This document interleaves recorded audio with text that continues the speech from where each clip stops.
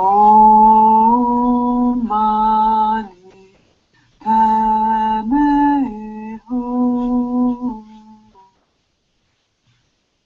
Om Mani Padme Hum. Om Mani Padme Hum. Om Mani Padme Hum. Om Mani Padme Hum. Om Mani Padme Hum. Om Mani Padme Hum. Om Mani Padme Hum.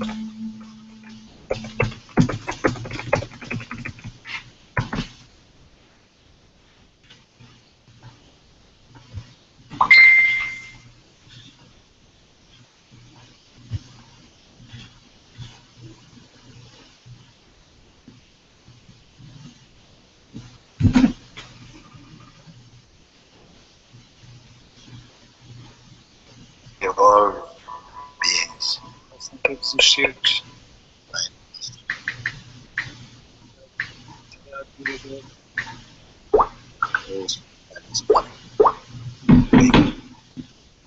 Big truth. São aqueles que a hora chegou, acordar totalmente com a verdade total, Their destiny. cumprir o seu destino.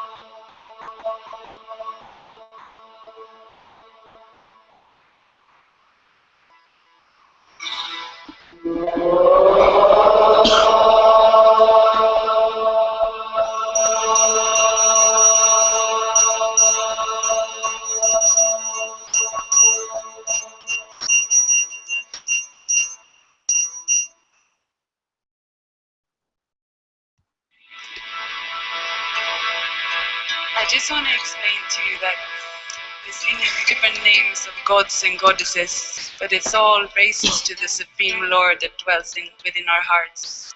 So you feel fully free of just expressing. You can dance if you feel like, clap your hands, sing with open hearts. It doesn't matter if your voice doesn't sound very good or not. What matters is the heart. So you just enjoy. And we continue with Sitaram.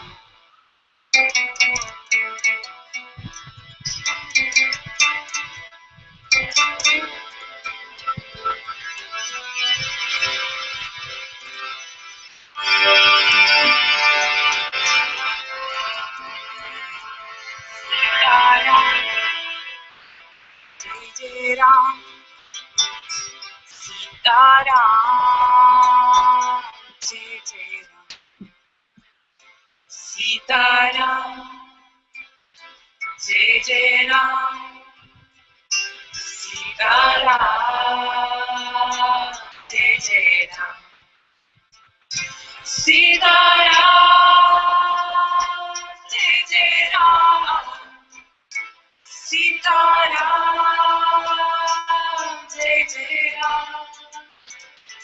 Sitaram, Jai Jai Ram. Sitaram, Jai Jai Ram.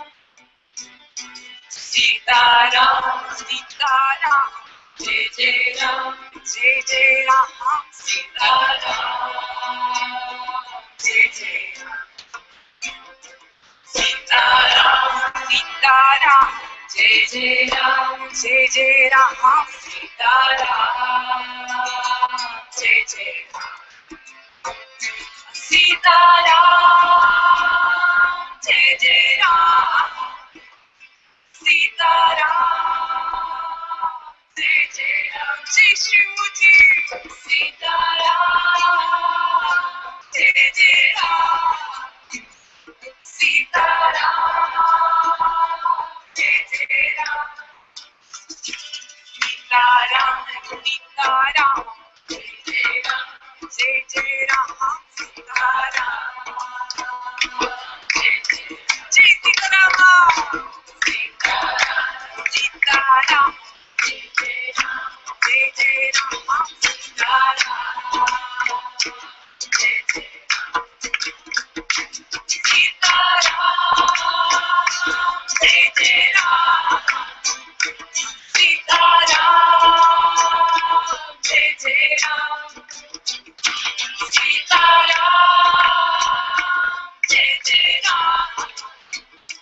Sitaram,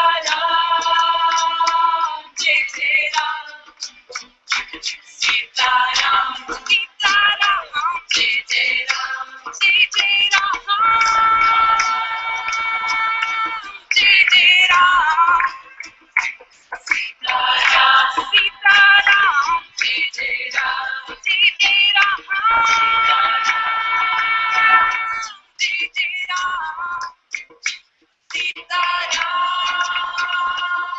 Jai Ram, Jai Sitaram, Sitaram,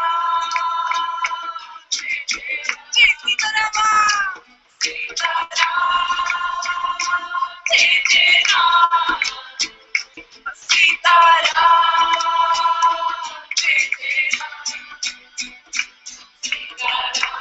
Sitaram, Jai Jai Ram, Jai Jai Ram, Sitaram,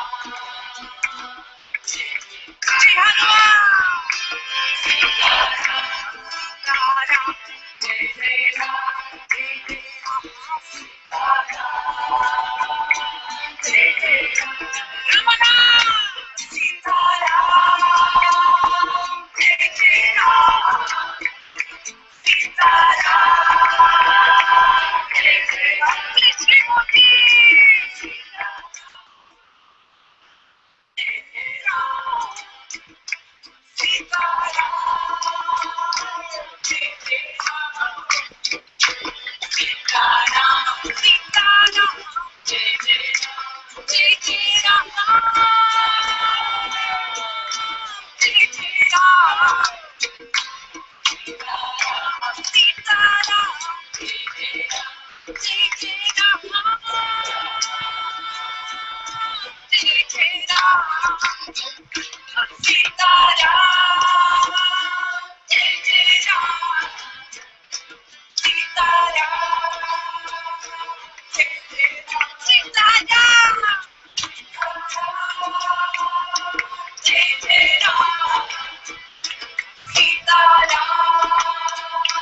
Jai Jai Ram, Sitaram, Sitaram, Jai Jai Ram, Jai Jai Ram, Jai Jai Ram, Sitaram, Sitaram, Jai Jai Ram, Jai Jai Ram, Jai Jai Ram, Sitaram, Jai Jai Ram, Sitaram, Jai Jai Ram, Jai Arunachala,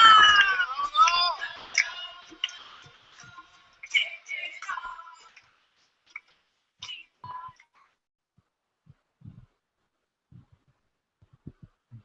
Thank you.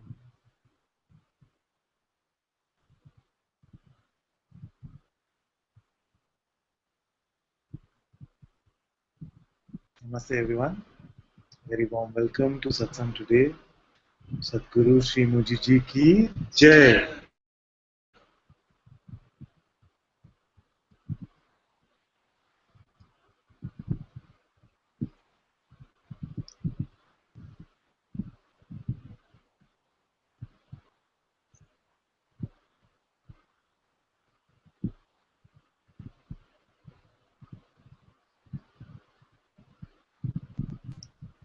Suppose you've never heard of awareness, consciousness, beingness, God, I amness, witnessing, person, ego. Didn't know any of these.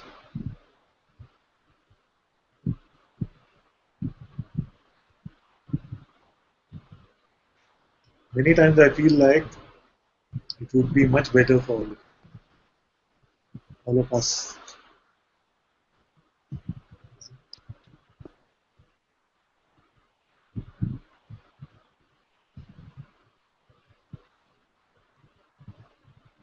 No debates about this awareness, have I understood it or not. This is being, have I got to it?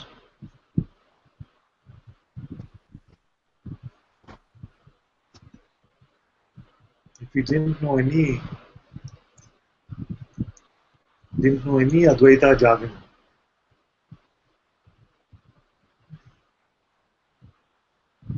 it's a big burden off, isn't it?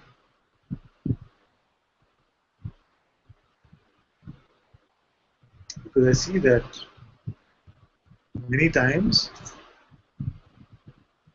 these which were meant to be pointers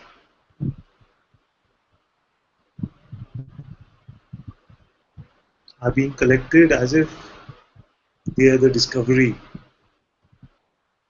These terminologies, these words,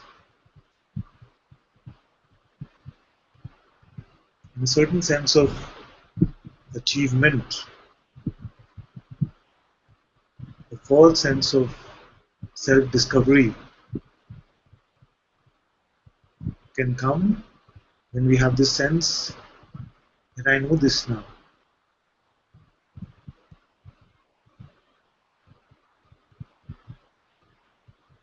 I can talk about awareness. I can talk about consciousness.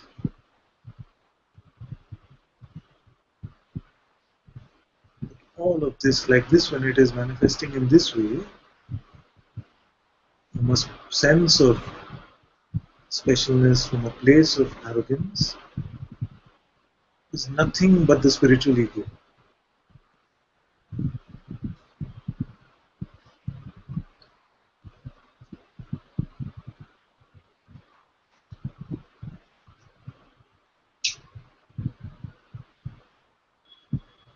Sometimes on Facebook or on email, it should be okay because the air conditioning is working.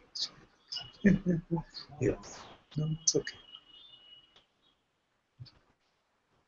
Sometimes I was saying that on Facebook and on email, I get pretend questions.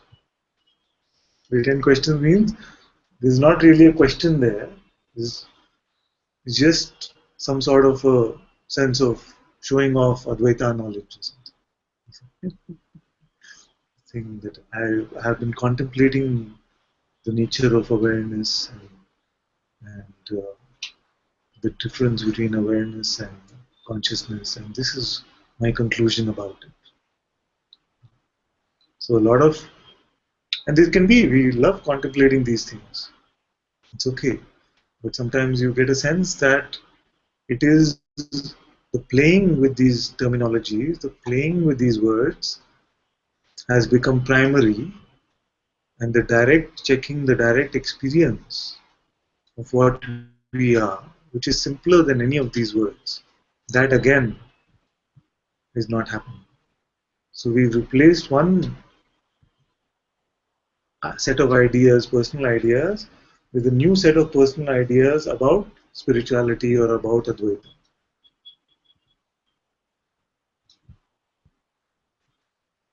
You say, I got it right, you got it wrong. This is the way it must be.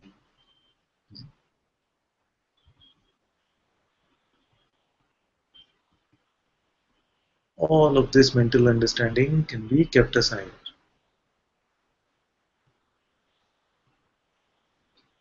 Not just can be, actually, must be kept aside.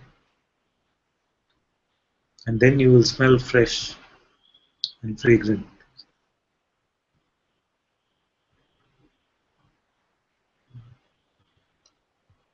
That's why I said if you never heard these terms,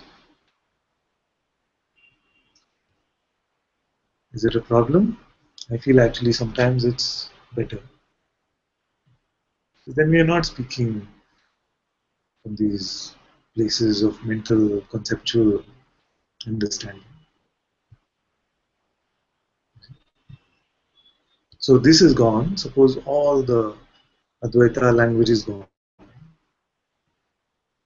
Then we say, now don't pick up even that earlier dictionary which was so personal.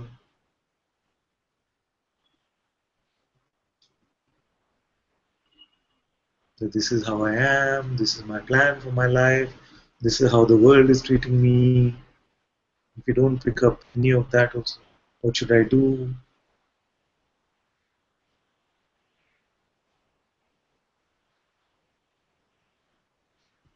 And we can trust only this moment. We can taste only this moment without the sense of past and future.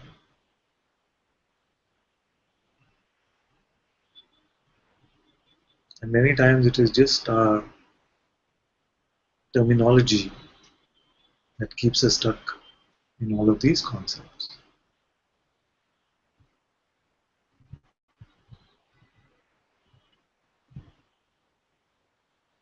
So I feel it was very nice in the retreat when it came up like this that suppose there was a malfunction in the mind and it started speaking some other language. What would happen? Would we suffer from this? No. Because even to say I am suffering, we need this mind. Suppose it's just speaking in a different language that you can't understand. Right now, whatever it is saying, in whatever language it is, suppose that you're not understanding.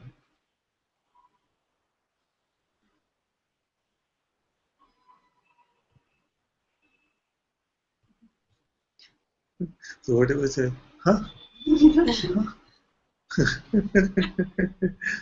Can you suffer because of this? If you really say huh to everything, as the mind is saying, you cannot suffer. You have to buy the conclusion, even a conclusion that this is so crazy, this guy is crazy, or something, to suffer from that idea. Without this voice of the interpreter, you cannot really find a way to suffer.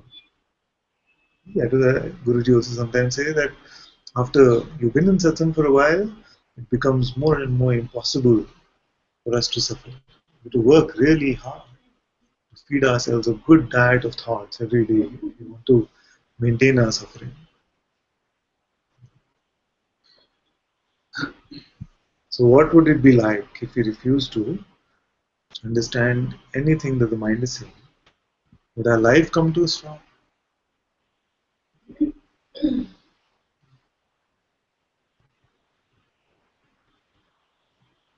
We lose the ability to make conclusions about ourselves.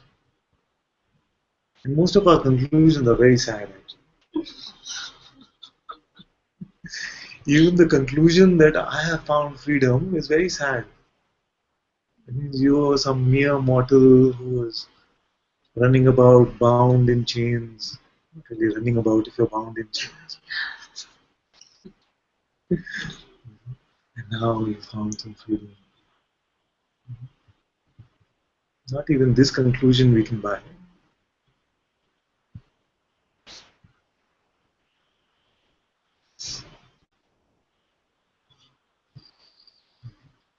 And every moment we are buying some sort of conclusion. Even now it could be saying, yes, yes, it makes sense. It's making so much sense. And some are saying, What is he talking about today? I'm just not feeling it. None of these conclusions. Yes?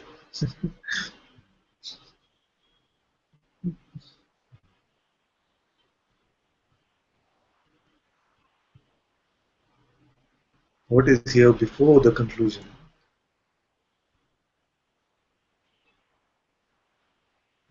What is here in spite of all of this?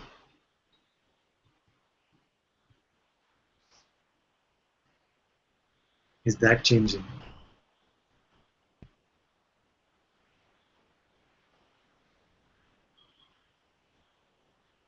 Why is it that we cannot truly say, I am not? Not authentically. We can say it as a mental conclusion of some sort. Because there is something here that is experience, your own presence.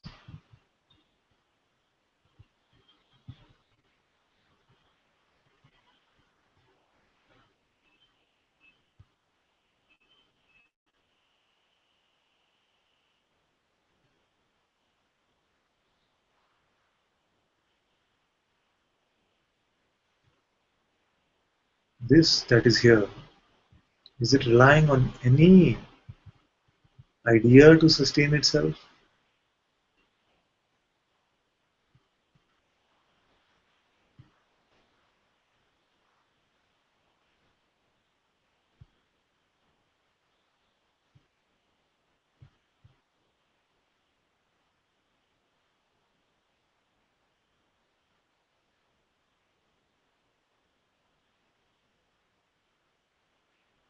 Do all our stories, do they really matter to this presence that is here?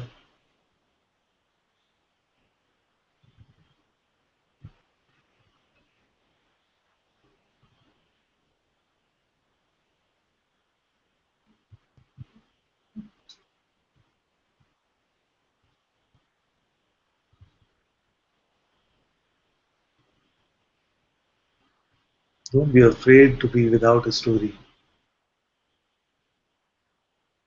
Don't be afraid to become this nobody.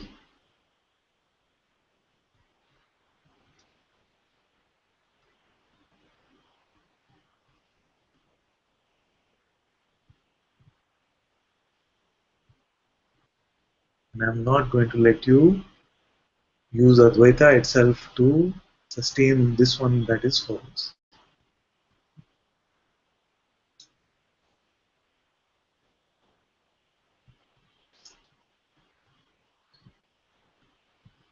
Don't know even this.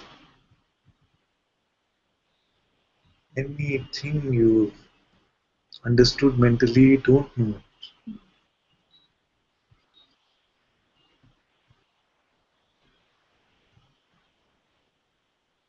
Don't refer to the mind for any of this.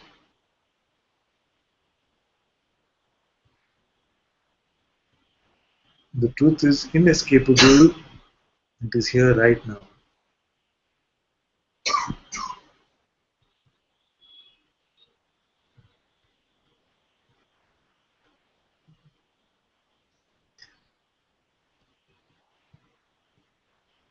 You are that.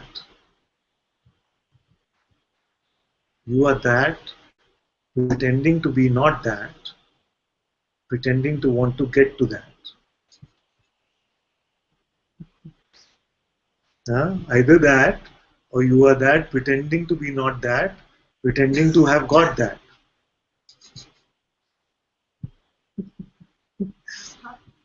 Huh? So you are that, which is pretending to be not that, and pretending to want to get that, or you are that, pretending to be not that, and pretending to have got that. I can't believe I made it this far.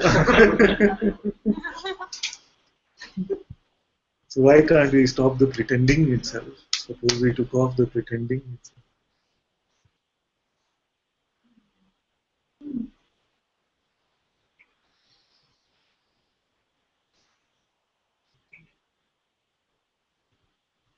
Every time that we try to convince anyone else that I got it, it is only an attempt to convince yourself that you got it.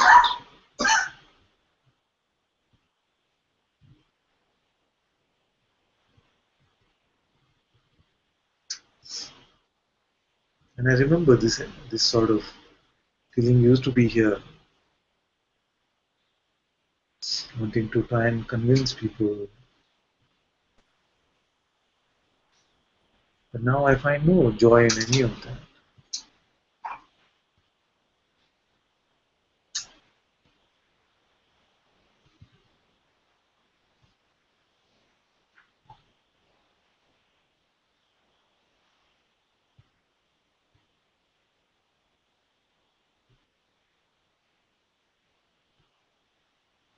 It's so simple actually.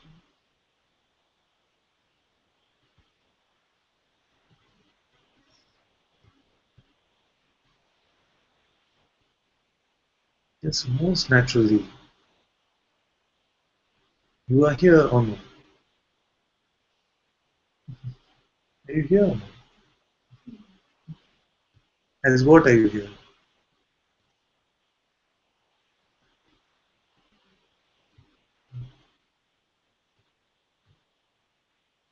As what are you here?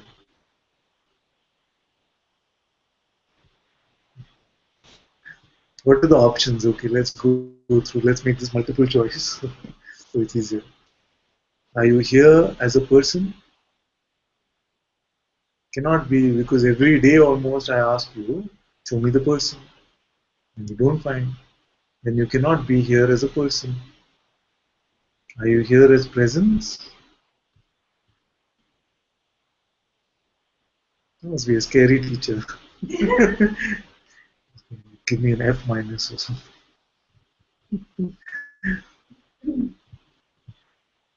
What else is here besides the presence?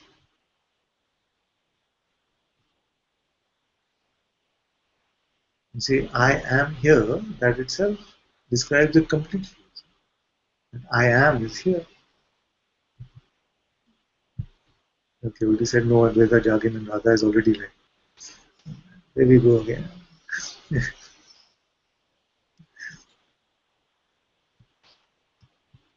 Who is here?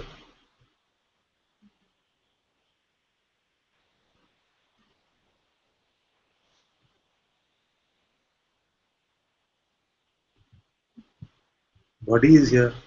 You can say like that, body is here. Okay. Whose body is it? Are you the body?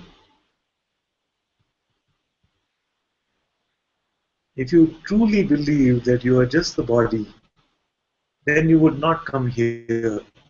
Because there is nothing for the body here. Simple. If you just believe that you are the body, then you would not be here. Because you're not here for freedom for the body. There must already be the sense that I am not this, that is made up of all the food and liquids that I have consumed. Already this sense is there that I cannot just be made up of the food I've eaten.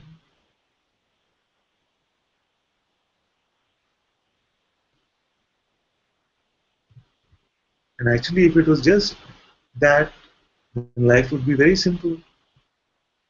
Then no running after freedom, no running after money, no running after relationship, no running after health of the body also.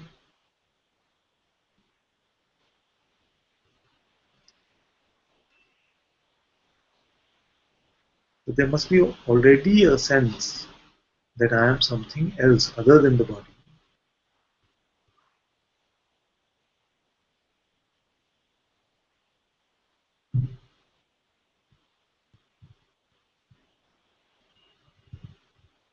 Who is this one?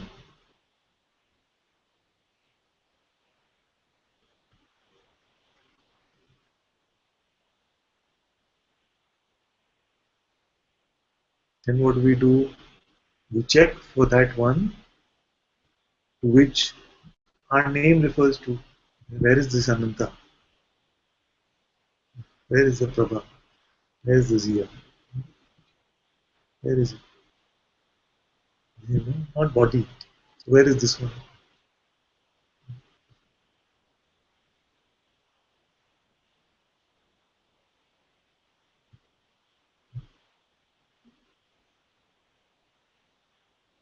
If the label were just a name for the body, then you would never say that I have these goals and ambitions for myself.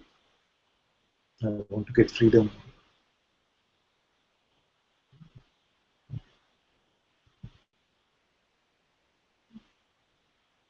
So this name belongs to who actually?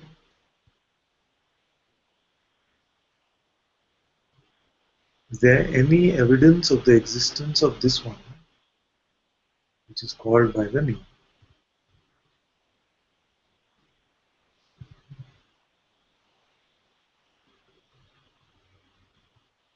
Is there a Devika here? Is there a Tomo?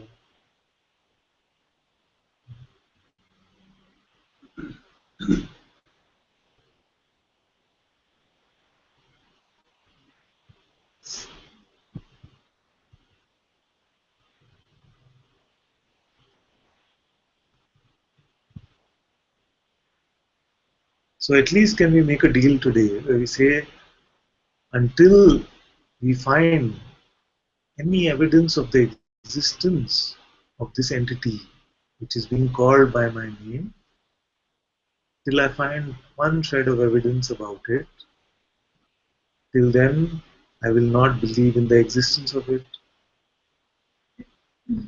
This much is a fair deal. What are we saying? We're only saying till you find this entity, at least till then don't believe in it. Really, till we find the Loch Ness monster, let's not believe in it. If one day it comes that it is there, we'll believe. Isn't that the scientific way, the logical way?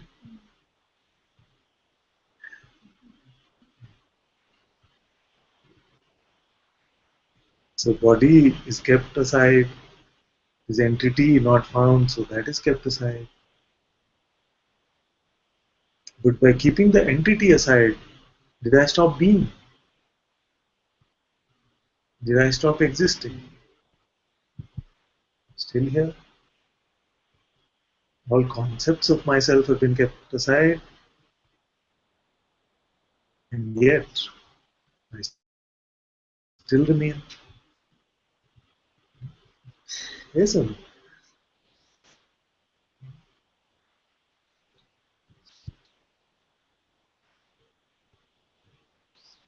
So you see that which I am is not a conceptual, made up, believed in entity. And this I amness that remains needs no concept to just be.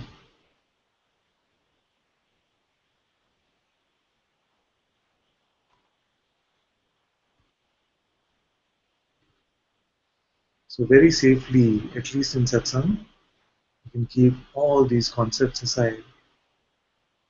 And then it becomes a true exploration. See, when we are looking together, instead of trying to understand.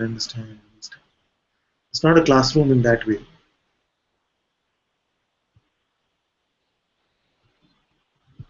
We kept all concepts aside, we kept all body sensations aside, and we said, I still remain, I exist, I am.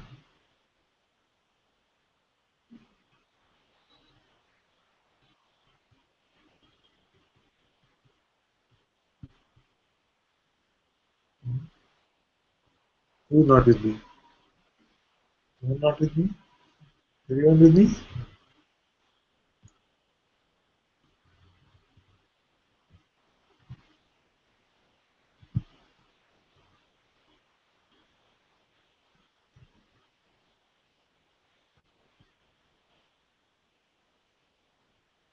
Now, is there anything personal about this presence? We must check for ourselves. This being that is here, what's personal about it?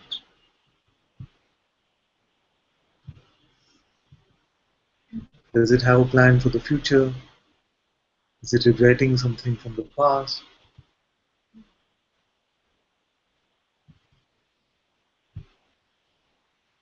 Does it have any pride about anything? Is it attached to something? Is it avoiding anything? Or is it just being?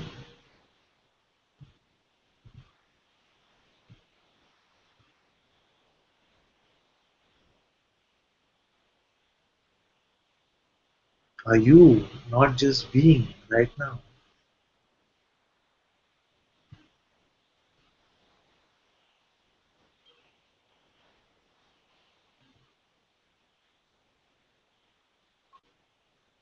Effortlessly? Are you working towards being? Or are you just being?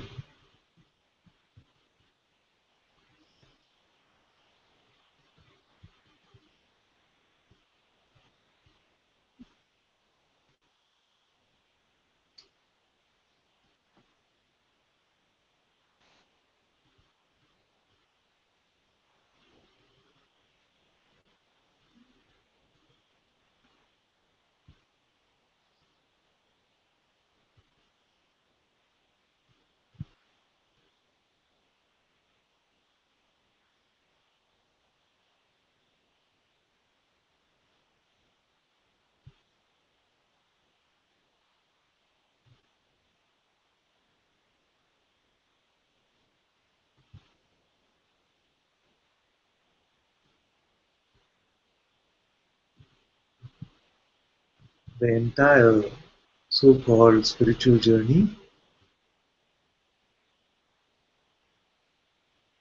is encapsulated in what we have together explored today.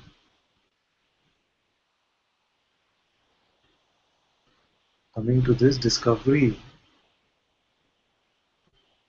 that beingness is just here, and it is what I am.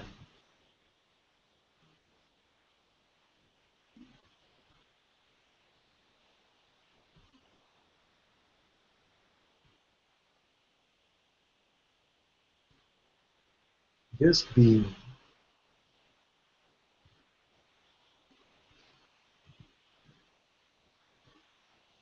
Everything else is just a concept.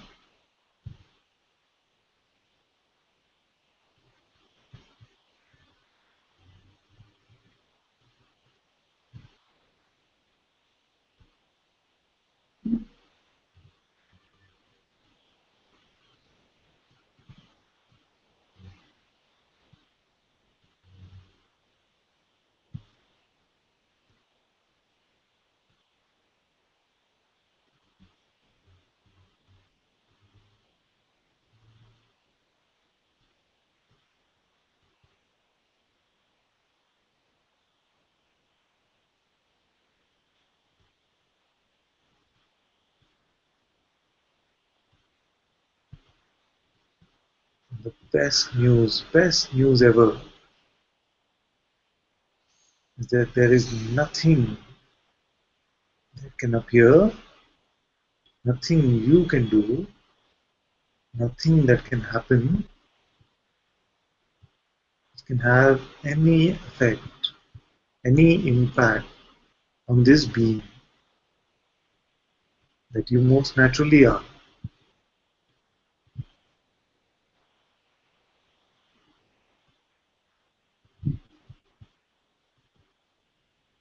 Nothing has ever happened to you.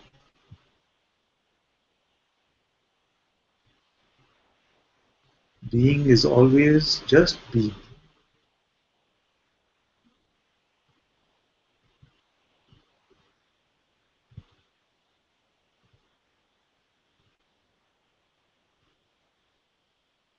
And yet it has the power to pretend as if something is happening to me. This is the power of belief.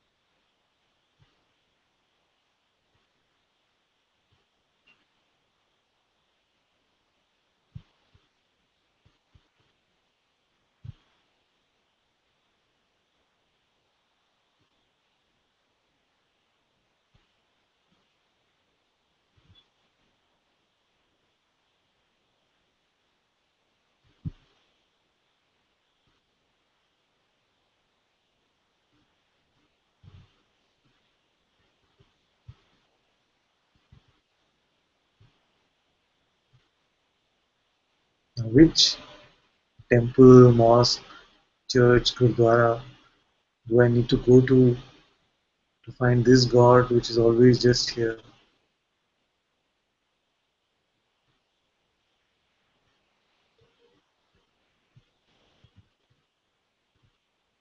What sadhana, programs, kriyas, penance should I do?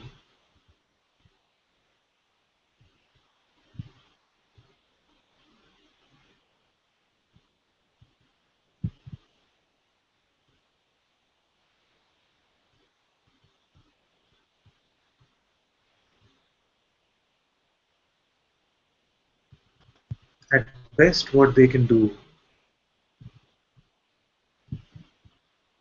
is open my eyes to that which is just here.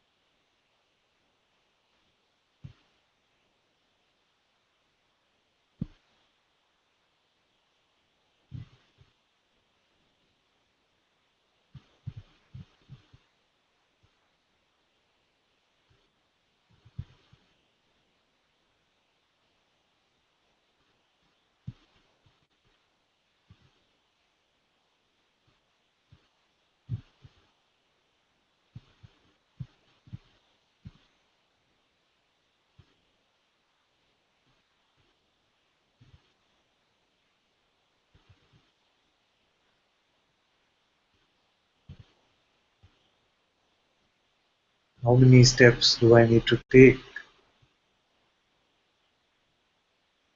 to come to this that I already am?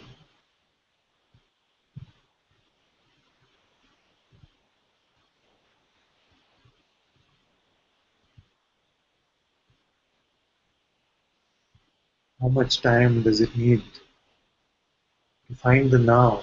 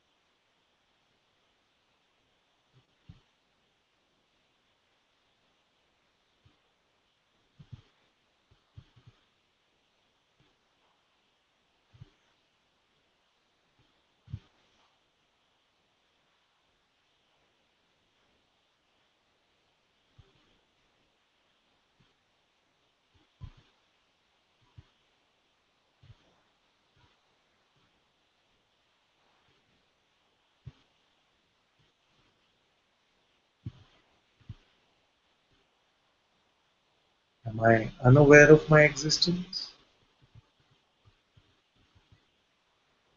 Do I not know that I am?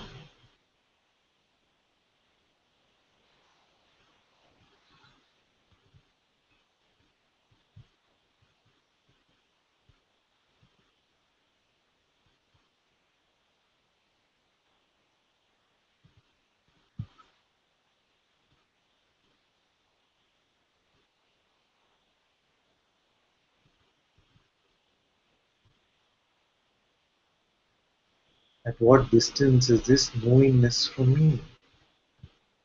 Where am I in relation to this knowing, this awareness, which is aware even of my own existence, of my own being?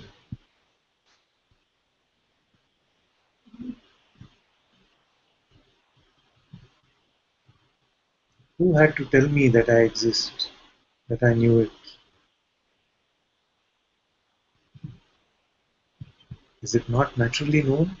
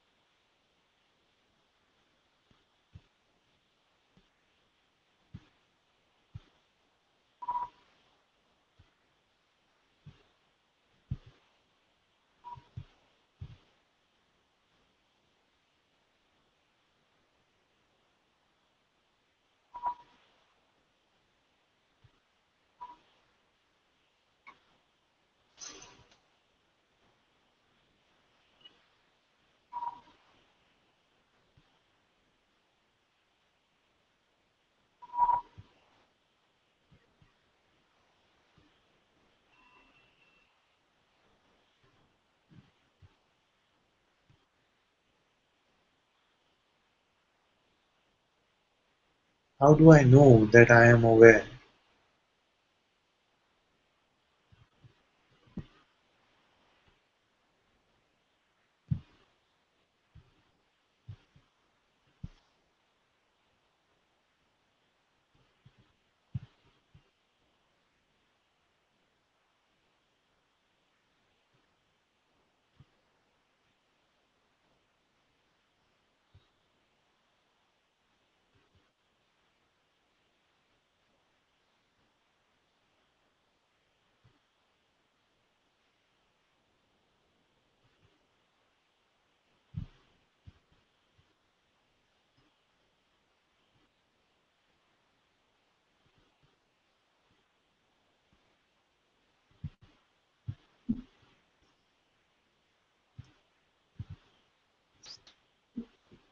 Is this knowingness separate from the awareness? Are they two? Is there a knowingness and an awareness?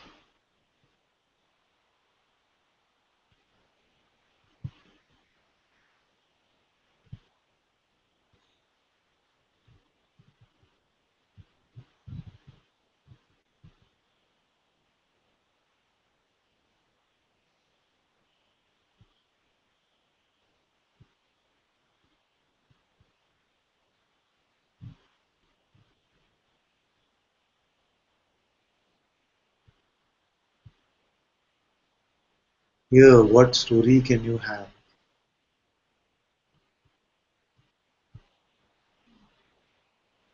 What can happen to you?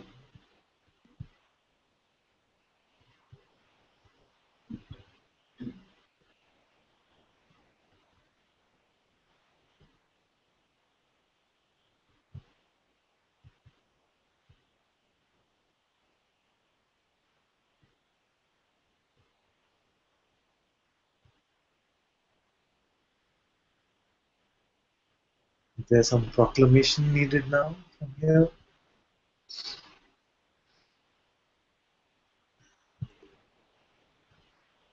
Is there a report card of failure required now?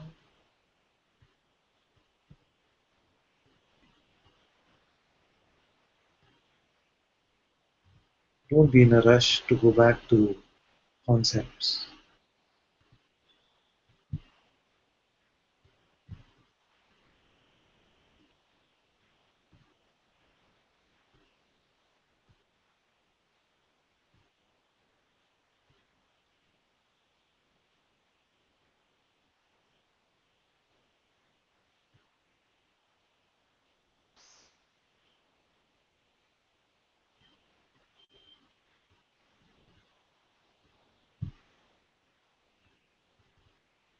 Let's meet here as one.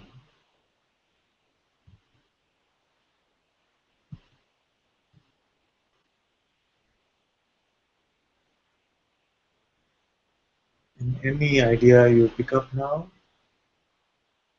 is an invitation to separation.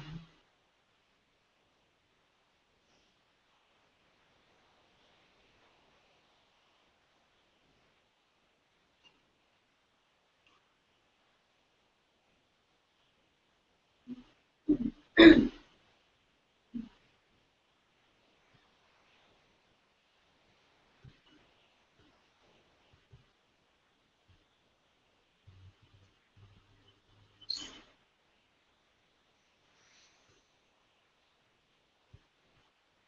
accept this invitation.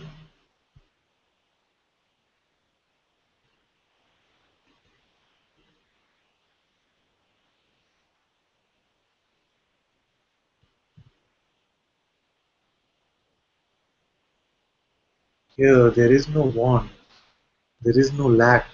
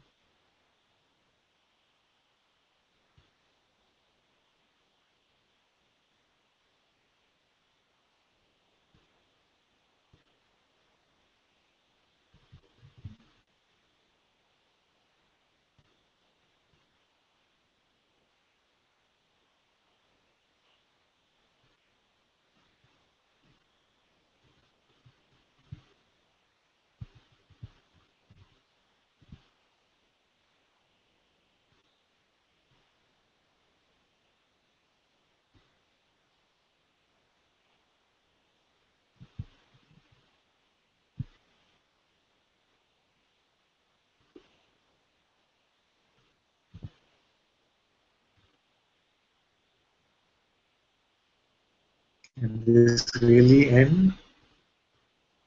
Did it have a beginning?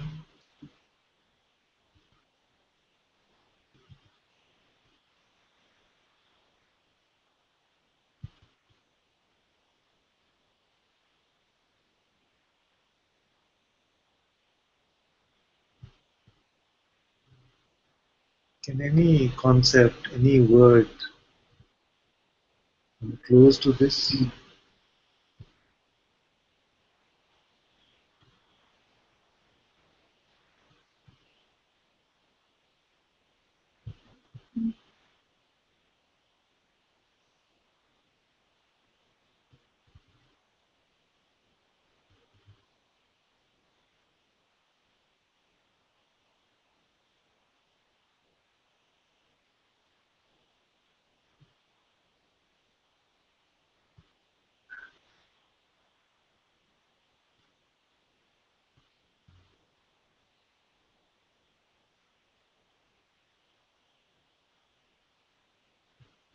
Is it possible to lose yourself in this play?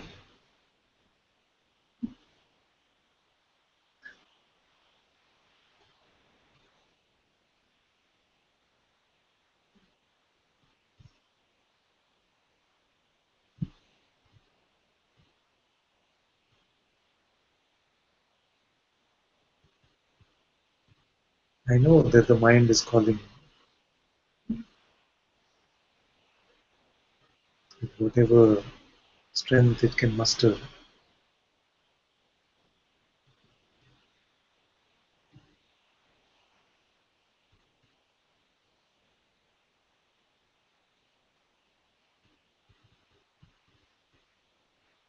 But can it really pull you away?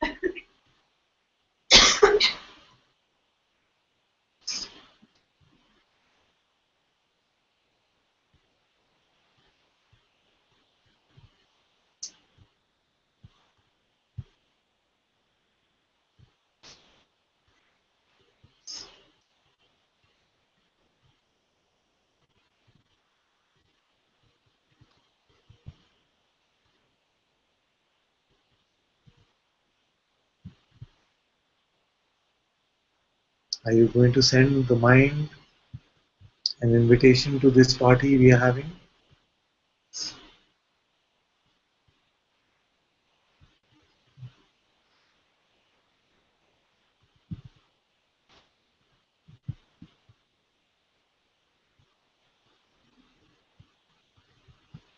Because here too is a crowd, you see.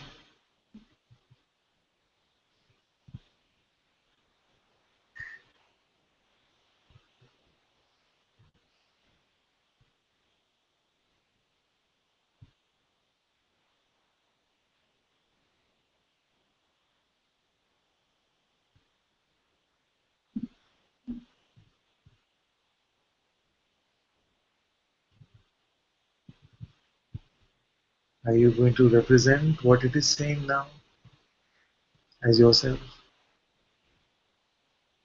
What what trickery it must be.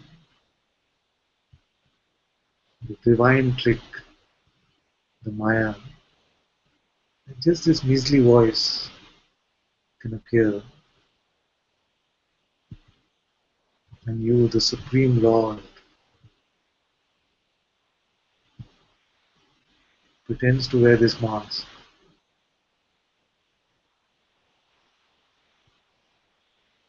and represents yourself with this voice.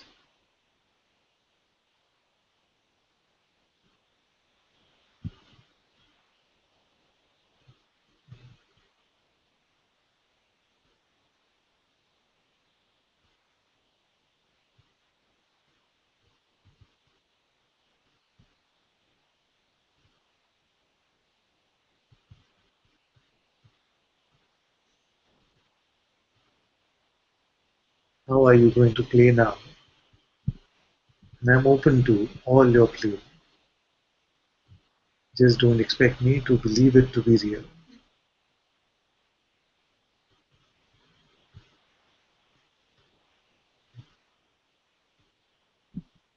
And I'm open to all your play.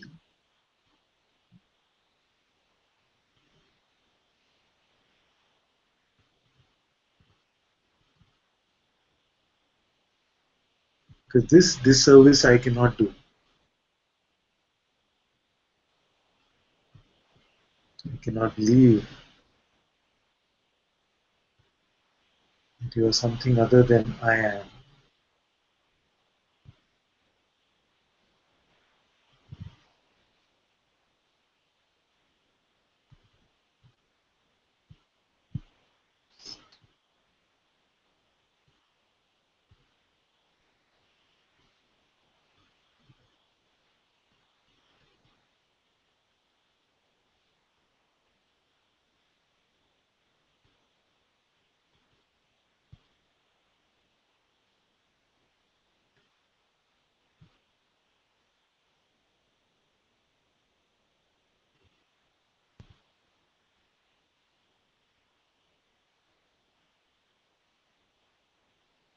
The real question is, what are you going to believe?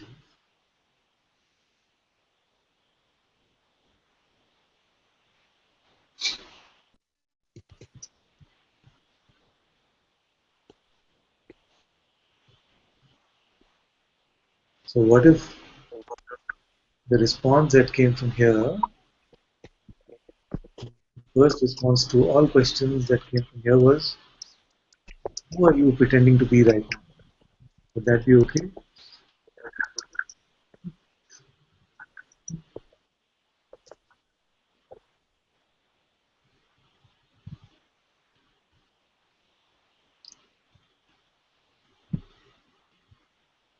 I feel very few questions would come up actually.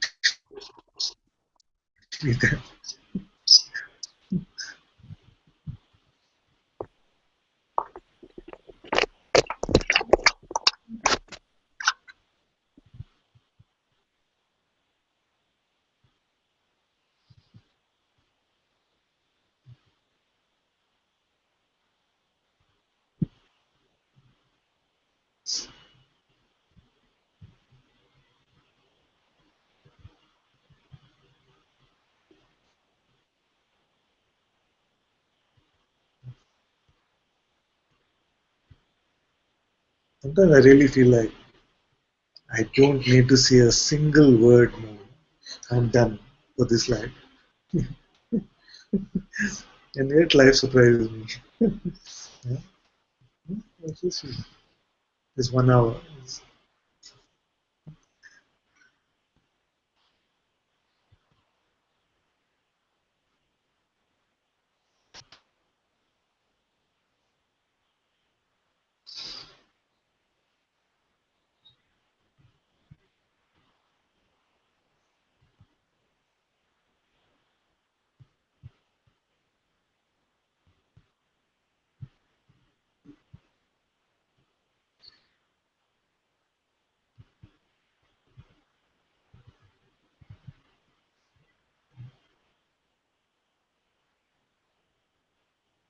What if we just had like this? The questioner would introduce themselves before saying, right now I'm believing myself to be this.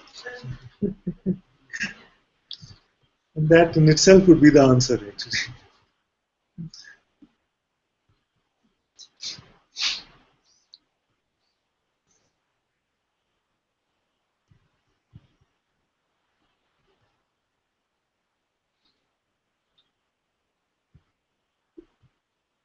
Are you going to present yourself as one who's still not got it, or as one who's definitely got it? Are you going to pretend to say, yes, yes, yes, I know all that you're saying is true, but I still feel, I don't feel the bliss, I don't feel the joy. But I didn't say a single thing about bliss or joy.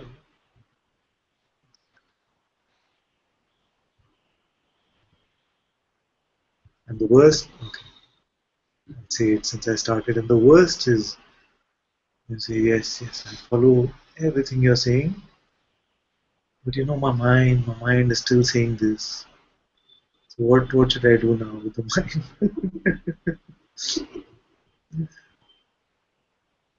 Cannot fix the mind, cannot change your mind.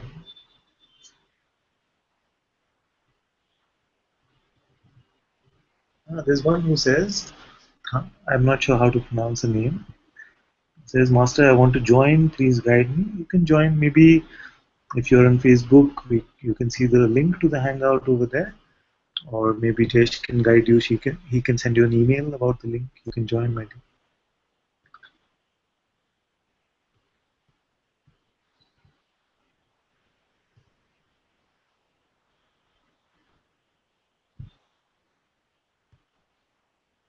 I cannot change your mind.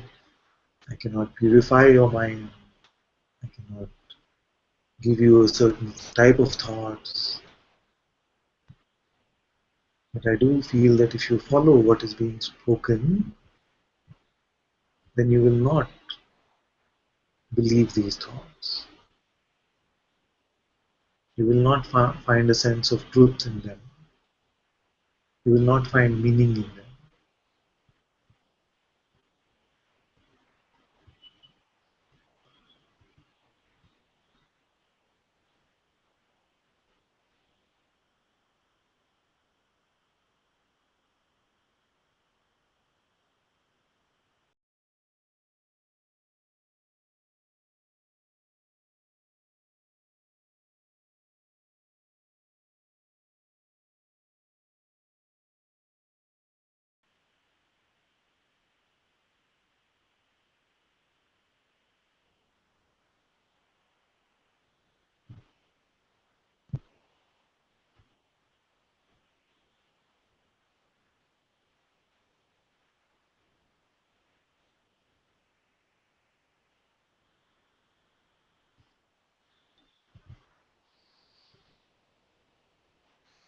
It's all, if there is a sense of confusion,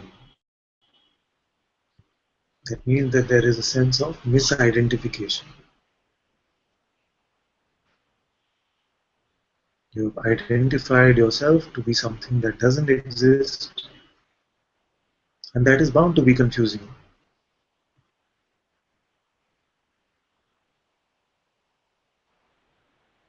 What you're ultimately saying is that I believe that I am an alien, and now I must have a happy life. I must have a happy life as an alien.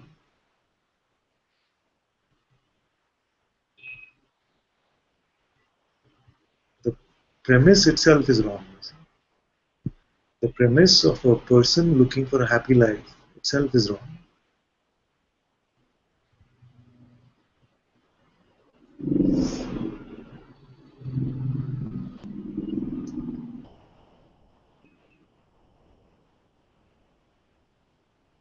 Actually, what you're saying is that I am a Martian, help me get to Earth. How do I unravel it for you? It's actually like this. It is very precise. I'm a person, help me get free. Is exactly like saying I'm a Martian, help me get to Earth. And I say, but you are free. It doesn't feel like I'm on Earth. My mind is telling me I'm still on Mars. What do I do then? I say, look where you are. Look at what is here now. Don't go with the mind. Don't go with your feelings.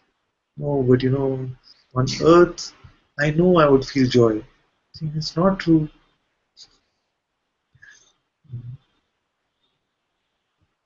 But what to do with this Martian mind? What to do? Nothing. Forget about it. Can't you change it for me? No.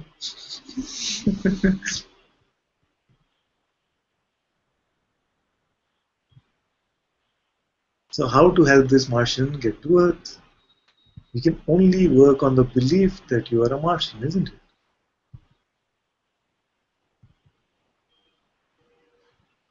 Therefore, we must. That's why in Bhagwan's question, who am I? That I am a person, and then is the looking for the truth of what I really am.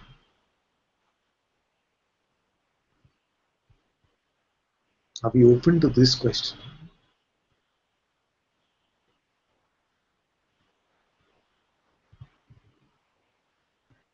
And we say, let's look for the Martian together.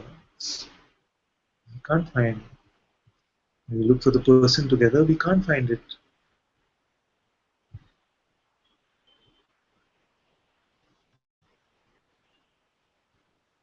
So all that is needed is not to listen to the Martian voice.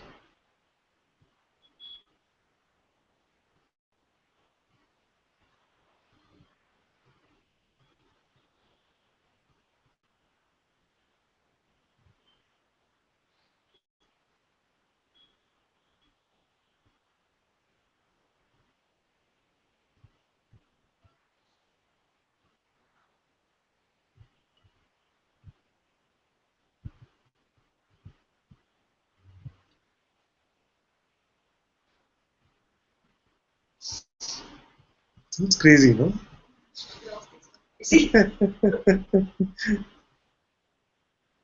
Actually, a very fair representation of the spiritual search, helping the non-existent Martian get to Earth.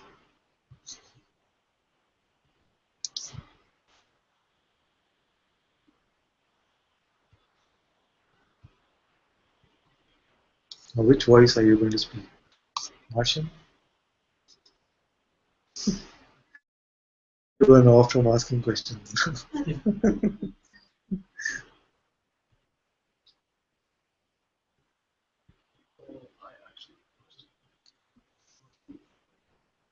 So what you're saying is experiential. It's a little louder, This please. is what you're saying is experiential. Yes. This is what you feel like what's coming. Yeah. Presenting themselves as a Martian. Yes. And there are sensations in the body. And this is what's I feel. Really, this is how I feel. So this is just like the thoughts and try to get as many connections as they can Yeah. to prove that Yes. the Martian is really Yes. real. Yes. Yes.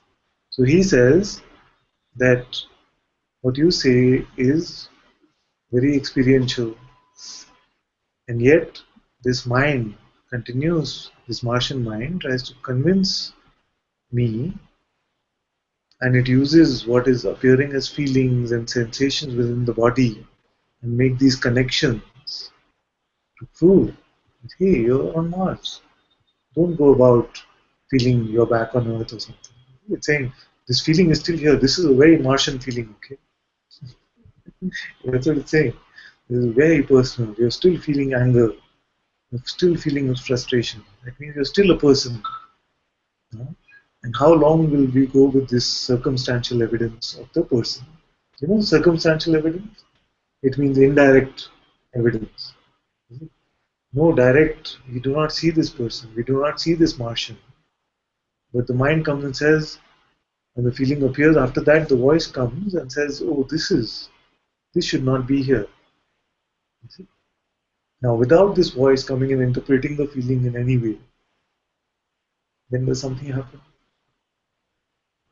It is just the feeling being experienced. Do you feel like you run out of space, or the feeling is too much, too much? It's usually just the interpretation which is saying too much.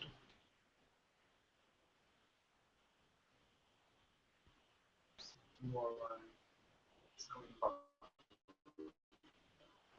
Yes. What, the feeling or the thought? The thought will keep coming back. Because it still feels like you'll buy. You see. The salesman will keep coming knocking at your door. If it still feels like you'll buy, you might buy. Maybe this time you'll buy. If you don't buy, and you don't buy, and you don't buy, then the knocking of the salesman also reduces.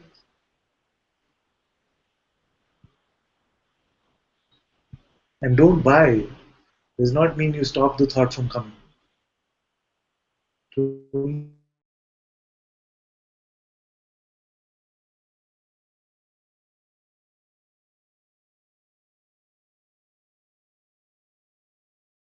natural.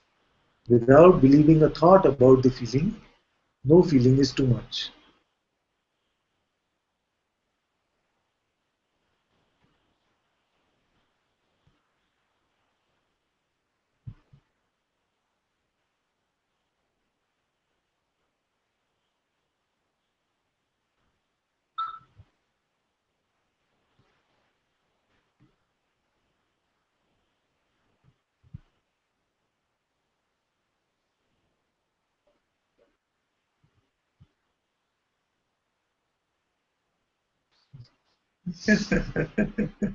You'll keep trying. Don't expect you to stop trying.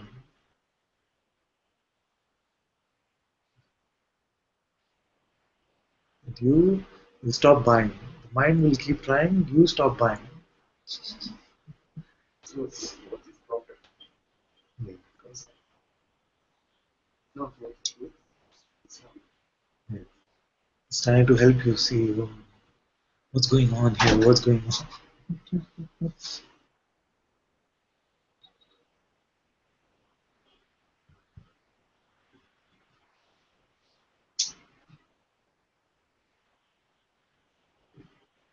Devika, what's happening? Just what can I say? There aren't any words. Oh. Only I was thinking that I've been here for an hour, so I really should be hopping out of Hangout, but I just can't leave. I can't leave. No, I don't want you to leave today. Sometimes I look at you and I feel like maybe I should not take breaks.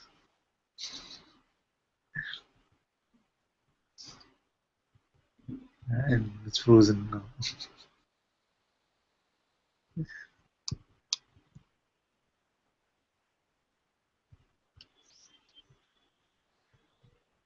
Is it just for me that you can't see her? Or? No, my internet is a bit glitchy, so I just lost you for a few seconds. Okay. Back now.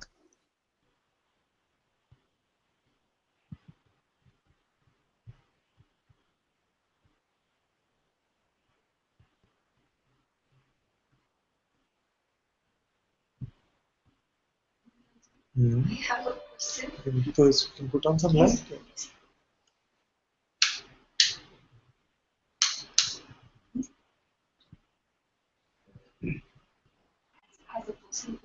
As a person, As a person? as something who pretends to have a very important question. Okay. As something that pretends to have a very important question. Now, no pressure. But actually, the person is something that your person doesn't exist for you, but for all of us. Similarly, my person is not me, but it's the sum total of reactions, feelings, whatever is evoked in others. So it's like actually every person is exchanged. Actually, you don't carry your own person, but it is like You carry my person? I was wondering where it went. Just close this door also.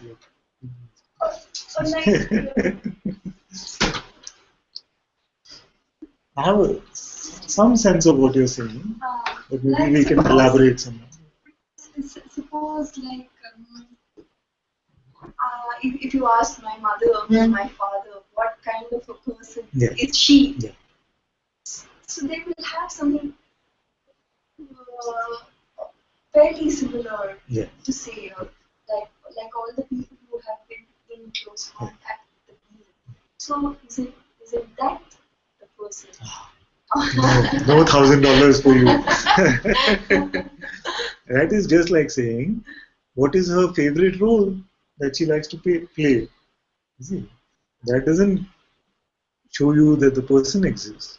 And that's why for the sage actually it becomes more and more difficult for you to say that he is this way or she is this way or that way.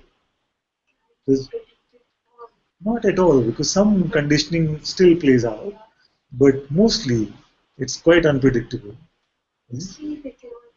They cannot be put in a box. You cannot predict what will be said. Like many times someone will come and say, I know you'll ask me, but who, but to who? But many times I don't ask. It's something else that is. So because even here, there is no sense of what is going to come up from here in the next moment. Therefore, for everyone, it seems like very difficult. Like I keep saying, that if someone was to ask me, so tell me about Muji, how is he? It's impossible to describe. Because you can't really describe. At best, you can say that he carries the deepest knowledge and the most loving presence. Like this. But you cannot really talk about the attribute, this is what he likes to do or dislikes. Some very basic conditioning can still operate, but you cannot really say. So others are commenting about their favorite role, still not the existence of a person.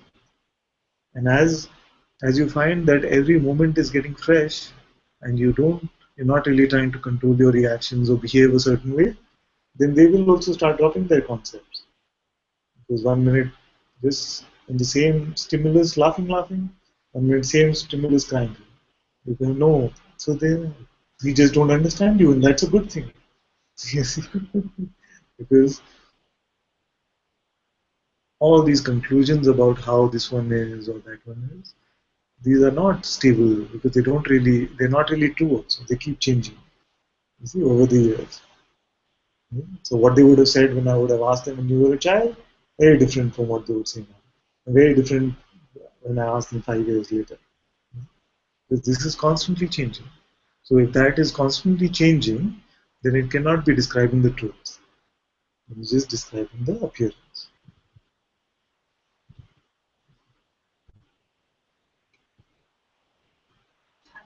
I don't know what to say. I need some kind of help, but I don't know. It's not exactly a question.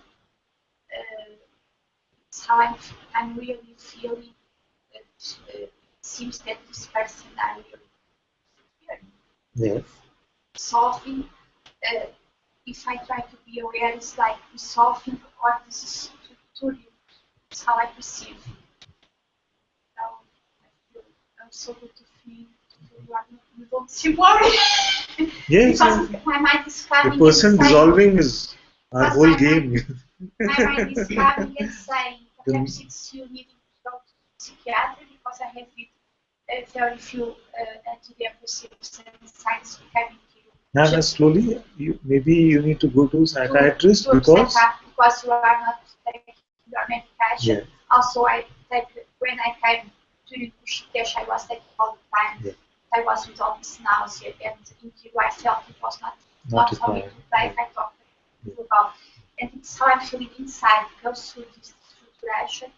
Something is very happy about it. Middle of deep confusion.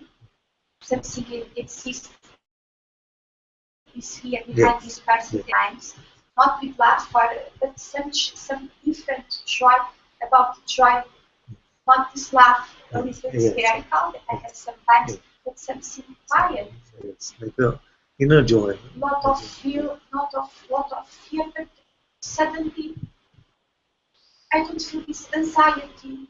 And I was coming here with some despair because me and brother we are finding different hotels and my mind was not able to sit in a certain point. Something came and take care, and I was pushing my bags and her bags and trying to open things with something. It seems it was not this person, and she was looking at finding a different scene. Yeah. And I was telling her, I am like this when I am not anxious, and she was telling that you are not anxious, anxious. And I suddenly I perceive I'm not feeling anxiety. Something is taking care. Well, the Sunday is helping me. Other people are appearing when I need them helping me. It's so strange, but I can avoid this medication because so many times I tried to. Perhaps it was a strong belief that I need these drugs and to feel so bad. So many times I tried, and something was happening, like to show me you need to live with this. So happy.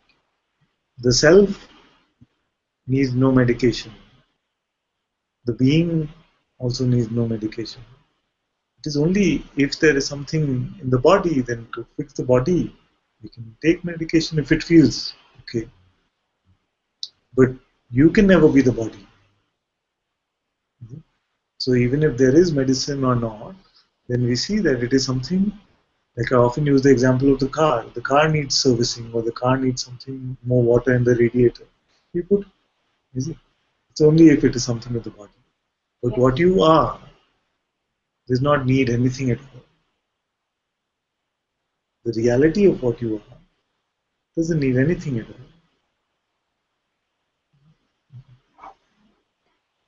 You see? And yet, you must go with your inner guidance and those who you trust in the world also to tell you sometimes to check if the body needs something or not. So your intuition will guide you, and those who who you truly trust, those will guide you. About the body, but the body is not you. You are not your car. You might be attached to the car, but it is never you.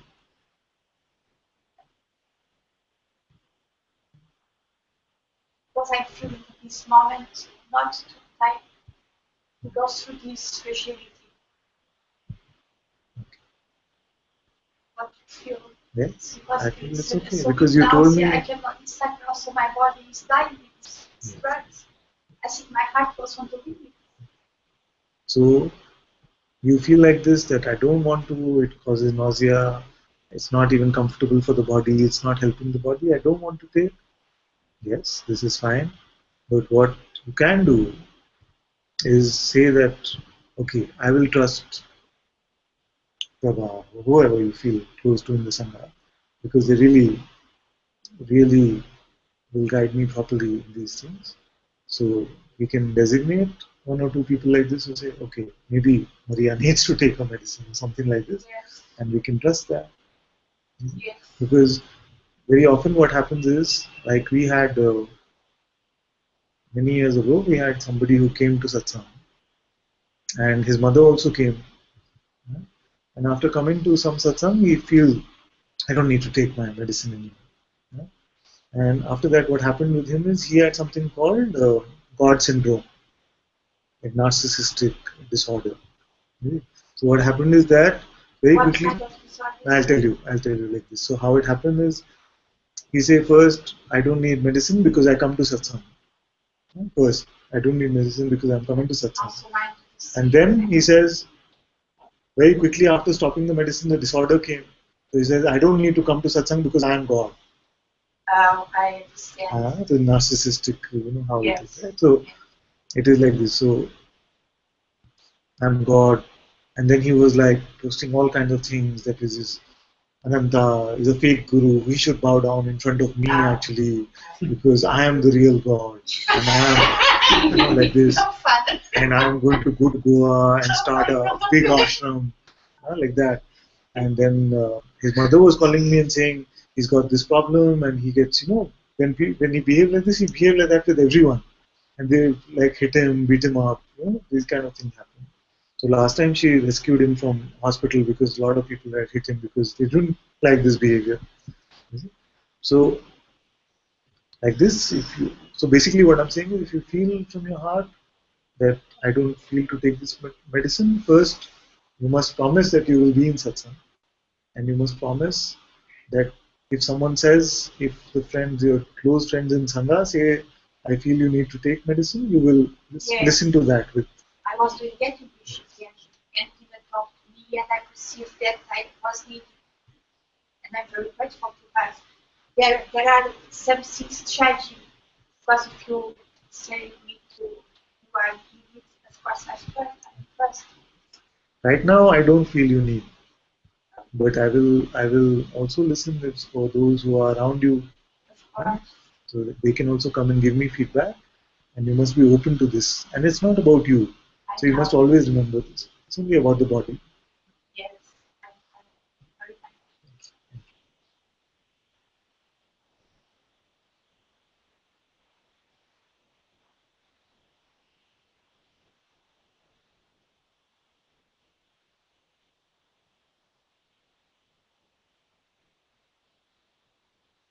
So I was, in fact, when this happened, then I was sharing with Guruji also once, and he said that he's also experienced many times like this, where it starts off this syndrome like this. It can be that it starts like I'm the prophet, I'm the Messiah or something.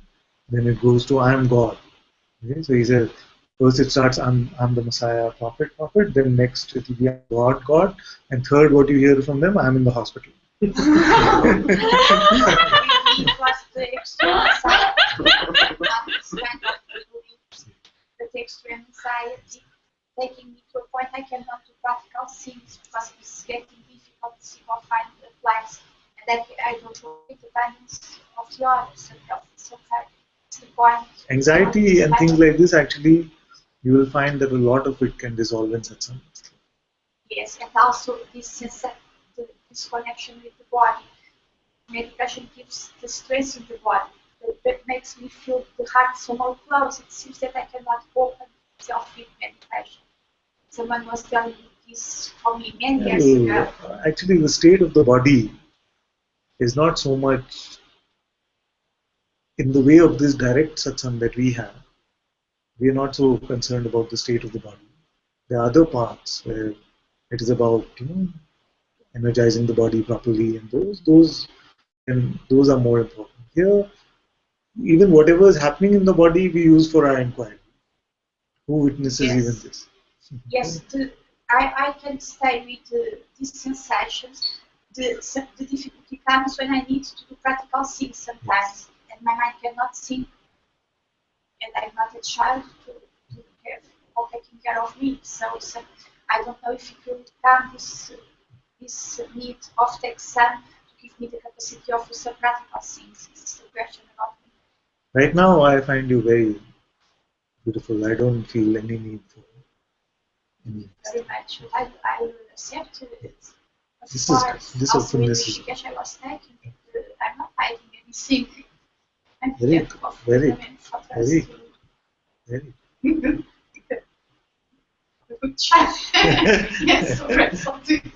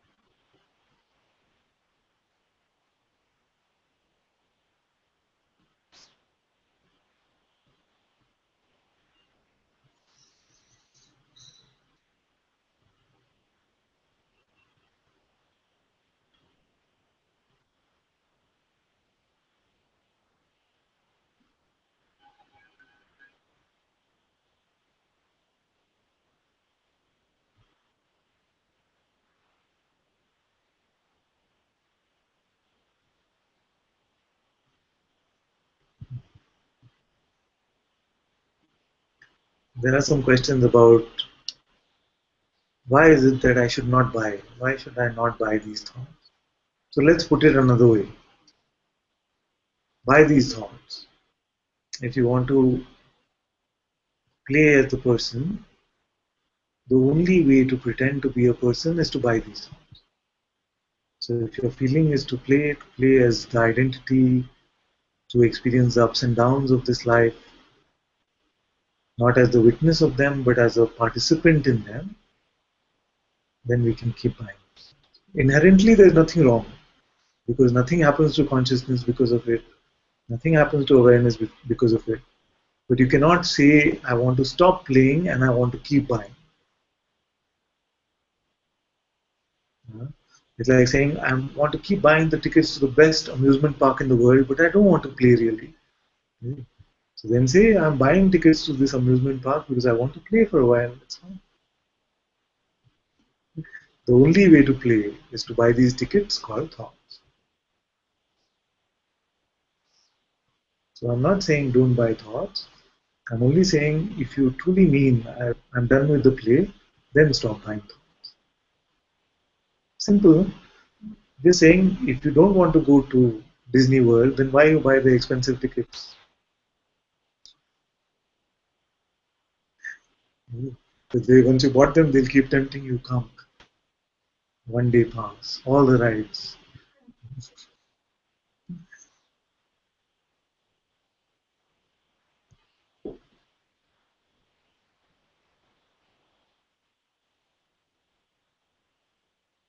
You don't want to play the computer game, then don't buy the disc.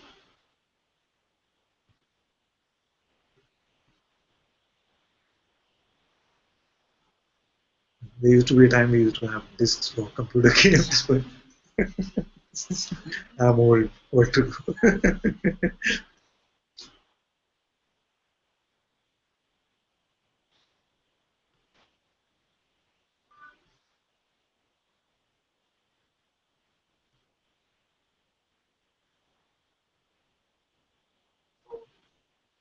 For something is wrong. Again louder. When I have thought something is wrong, and I'm buying this thought now, I feel like I cannot buy it somehow. You know, I see it's not true, it's just a thought, but somehow I cannot buy it. This thought is looking for like proof that it's something wrong. You know? I actually like Guruji's example a lot, where he says that they are auditioning for your belief, for your attention and so on.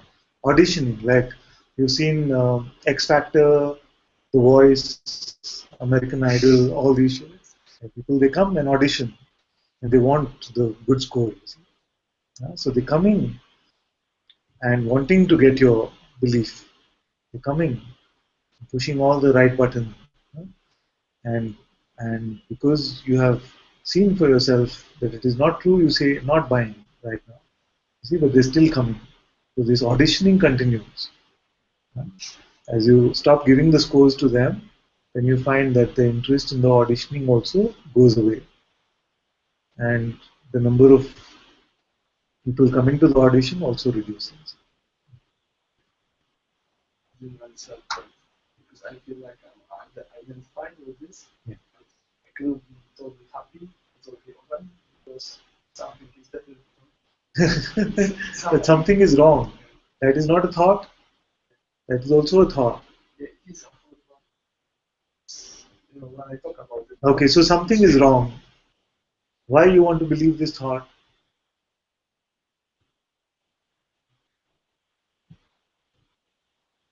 It's just that. I don't know. Yes, yes. Some of our thoughts have been so nourished, nourished with our belief. We watered them so much. We fertilized them so much with our belief, that they seem very solid. So, if this kind of thought, something is wrong, or something that you've nourished in the past, then when it comes, it feels like, oh, this must be true. This must be true. Because I believed it for so long. Nothing can ever be wrong.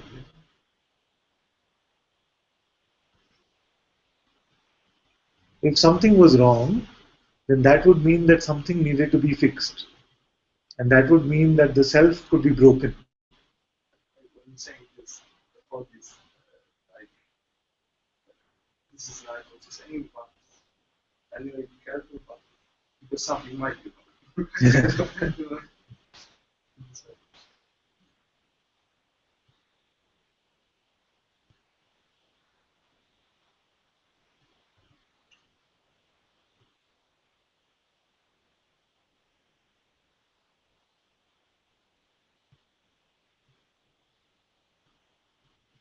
You will find that the truths, the self, consciousness, these are here, present. And the false never existed. The, we cannot say God is everywhere or all is consciousness and say, but this part which is not God is also here. You cannot say like that, isn't it? So either it must be true that all is consciousness, or there must be all of these separate individual entities. Now when we look, we find that no entities are here. Only the sense of consciousness, only the being is here. See? Now if something must be fixed, if something must be wrong, it must be wrong with this one. Nobody else is here. Now it's like some kind of Some guilt, old guilt. Yes. So these are the old tendencies which are trying to pull you back into the mind space. But even that you say, oh, something you did wrong, or you should not have done that in the past. I say, but who? Who is here? Who are you talking to? And who's talking? Do you need a voice to talk to yourself?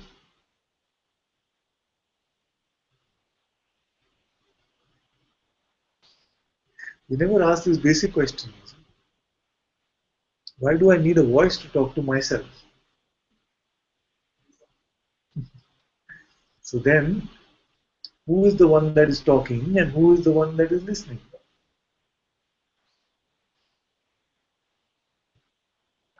It is also very often I see when this is just a thought.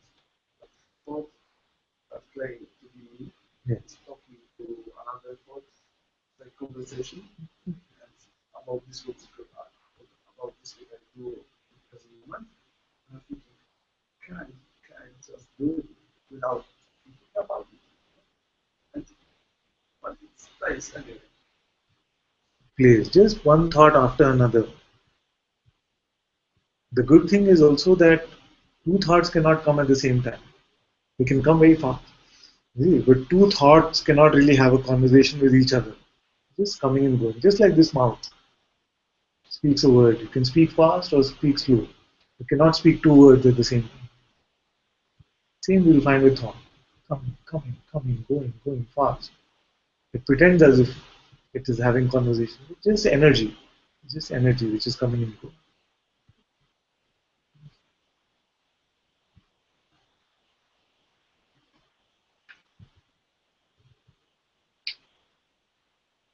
And what we'll do also over the next few days is our mics and mixer and everything is still in Thiru.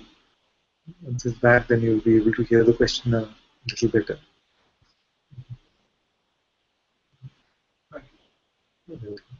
Very often I say that it is just a wrong number. You see, the phone rang, you picked it up, saying, "Hello, this is what you want next." Yeah? Person says, "Hello, it's you calling," and this is what you want next. This is the thought. You're coming like this. Oh, it's me calling. What do I want next? Oh, I want more money in my bank. Yeah? I want freedom. So how should I go? Okay, just now enough of this. Go work hard. Make sure you become serious about life. This is the same guy who's talking. Once you start buying, then it becomes very authoritative. And say, you become serious. Enough of this fooling around and freedom and thing. You better go make some money. It's time for this. When you're old, you can find. It can start like this. And keep going on. And we forgot we picked up the phone actually. We picked up the phone and the guy said, "It's you calling." Just keep it. Because if it is you, then you don't need the voice to talk to yourself. You already know. It's a wrong number. Just put it in. The more you listen to this wrong number, the more you're making your life into a soap opera or something. Somebody's calling me also. My phone is also ringing. Must be. Don't trust my intuition, because when Guruji was distributing intuition to everyone, I was in the lunch line.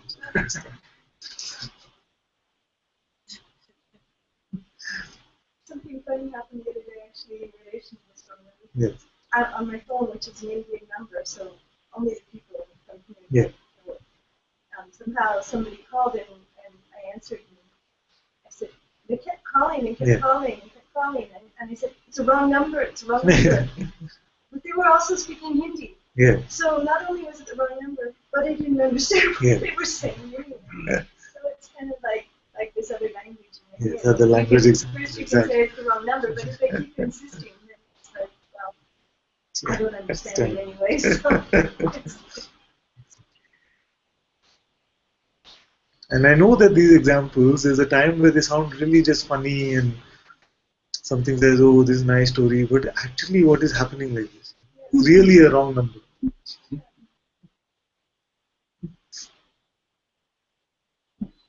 And it says, "But why shouldn't I believe this voice?" The voice itself is saying, "Don't you know I am consciousness? I am also consciousness." Yes, we know. But you're still a liar. Yes, I'm still because I see like, but after a while, when you talk to me, I still like such a Because it's habit. Habit. Can I have a cushion?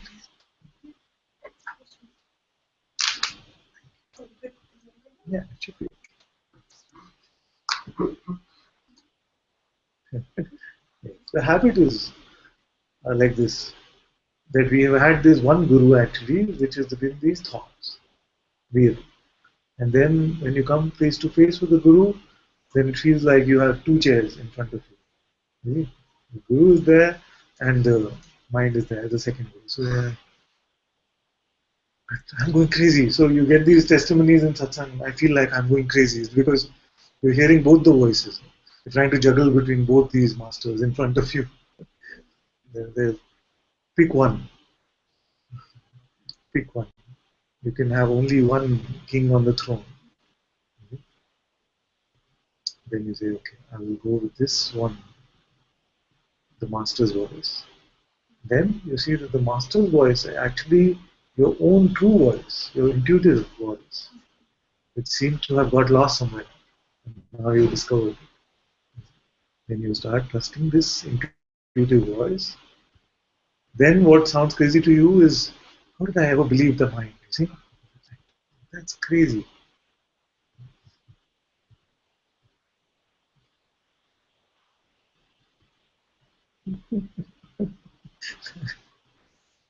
Yes.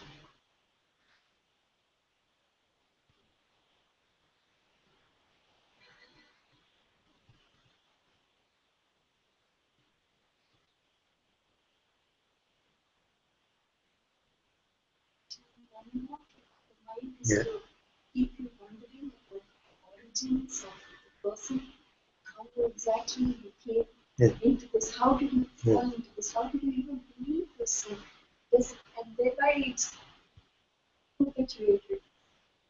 Simply just Then what sounds crazy to you is, how did I ever believe the mind?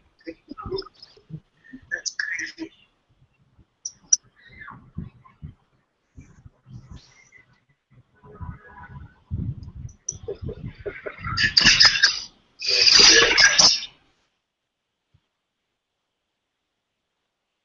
You want to know the origin story of this?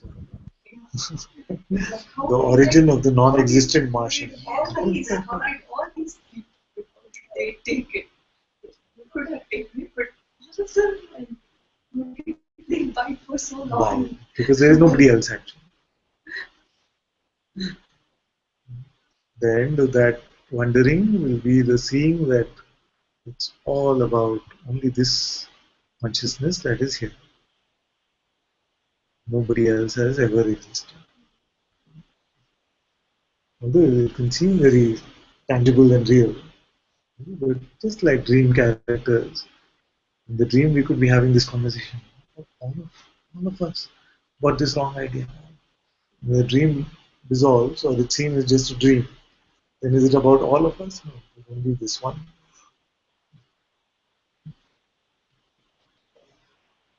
Okay, there's a queue for questions. Jesh can come first, and then Anil can come. Okay, wait. No. Vedanta, you may hear. Namaste, Father. Namaste, my dear. Father, now, okay. I can describe everything that I see, Father. Everything. But I cannot describe what sees. Yeah. And yet you know that there is something, if you can call it that, that sees. Yes. Yes. There is a seeing that is happening. Yes. So there is a knowing of this. I know that there's a seeing which is happening.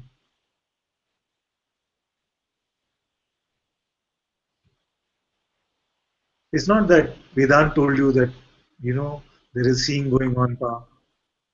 You know directly. I take this example because it makes it simpler. Otherwise, we keep thinking, do I really know? Yes. So this knowing is the same as the seeing. This awareness is aware that awareness is here. That's why I feel the question, are you aware now? Is very potent, you see. Because nothing is seen. You cannot describe this, and yet you say yes.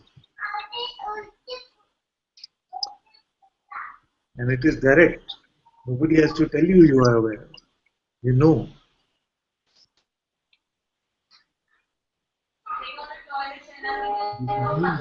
This awareness or one. There's two different words for the same thing. It's not a mental knowing. It is a direct experiential awareness.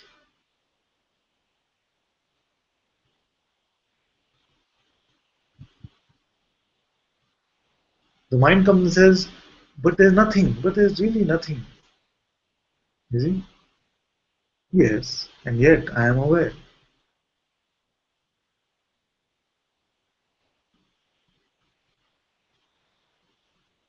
I am saying I am aware. I'm not saying I'm walking, I'm talking, I'm listening. All these have different meanings. So, what is the meaning of I am aware? It is actually so natural to be aware that we never explore this. What does it mean when I say I am aware?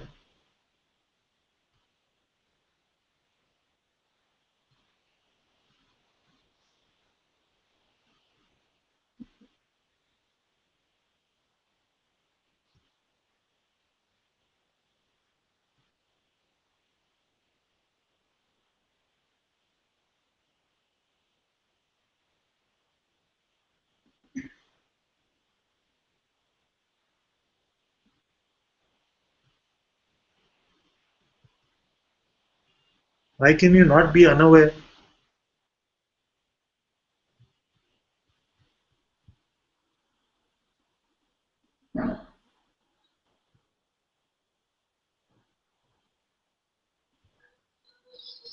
Cannot be.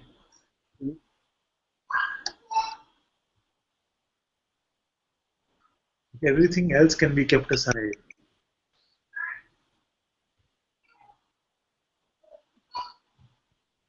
Why is it that this awareness cannot be? Because only this in reality I am, prior to the birth even of I am.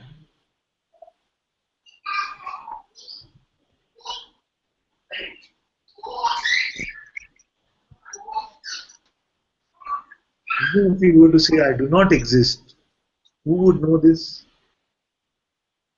Either we're making it up that I don't exist or I know it, isn't it? So there must be a knowingness even of this, that I don't exist, if someone was to say. You can only say things from two seeming sources. One is just mental conceptual stuff, and the second is your direct experience. So from our direct experience, if we can see that I am aware, this is awareness of awareness itself.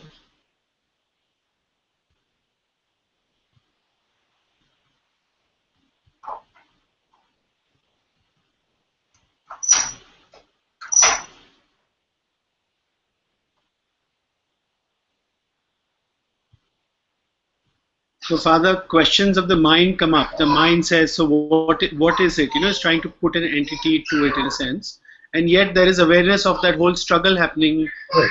of the mind also. That.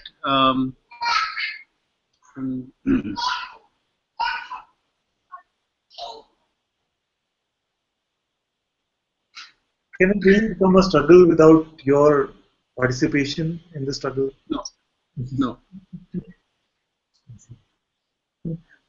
What do I mean by participation? Just you're pretending to be a person.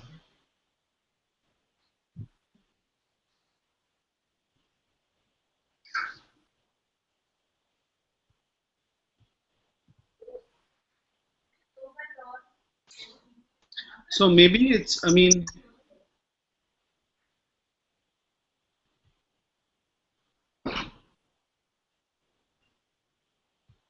Because I cannot know awareness. Who's speaking now?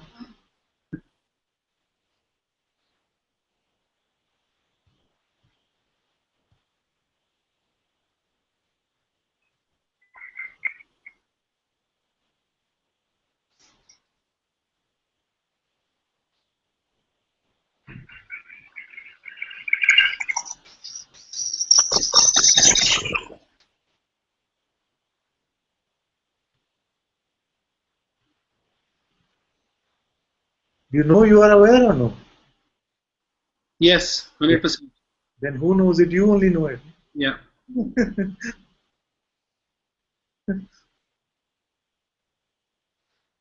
You cannot paint a picture of it. You Yes. cannot I mean, as an entity. I cannot know it as an entity, Father. Yes, because it is not an entity.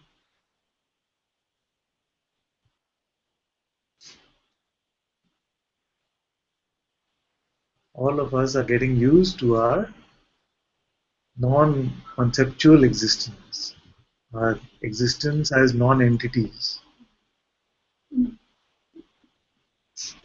And this is deeply insulting to the ego. The worst thing you can tell someone, you meet a regular person on the street and you say, you are just nobody.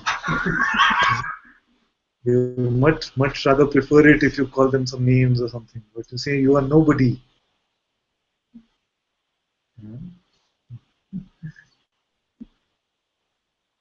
Like in Delhi, it's very popular. Don't you know who I am? I just might actually. Do you know?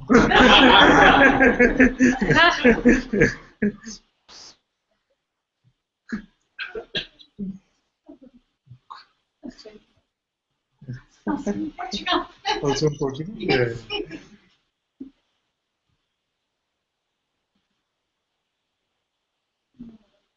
So this knowing, the true knowing, capital K as I call it, has always been there. Awareness is not confused. Awareness is not deluded. Awareness is not trying to find itself. It is only consciousness which is coming to this recognition of its own source. Consciousness playing the game of delusion and freedom. And nothing else exists.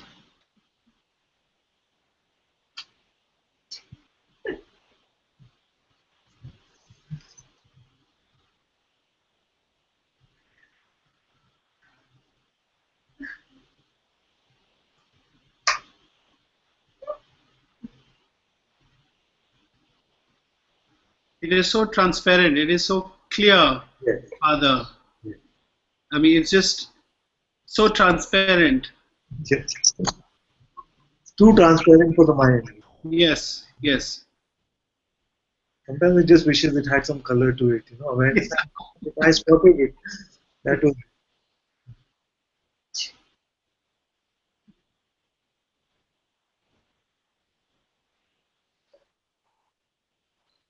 But the taste of anything. That's why sometimes I say that if there is a heaven, it must be this no thing heaven. So the taste of anything, no matter how sublime it seems to start with, then eventually becomes tiresome. The best food, the best music, the best sensual experiences, the best scenery, the best smell, the best fragrances. But they just go on and on and on. The best tiramisu if you're eating, you go on eating it. How many can you have? It gets tiring after some time. There is nothing phenomenal which is eternally joyful. It becomes tiresome after some time. You see? So if awareness also had a phenomenal quality about it, then even that would not be eternally satisfying.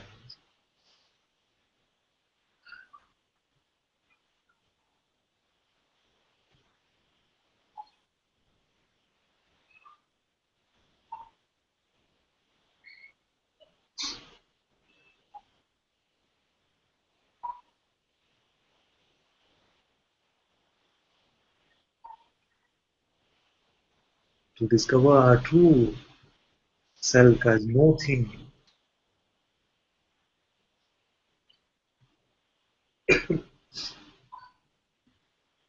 this one is unbeatable.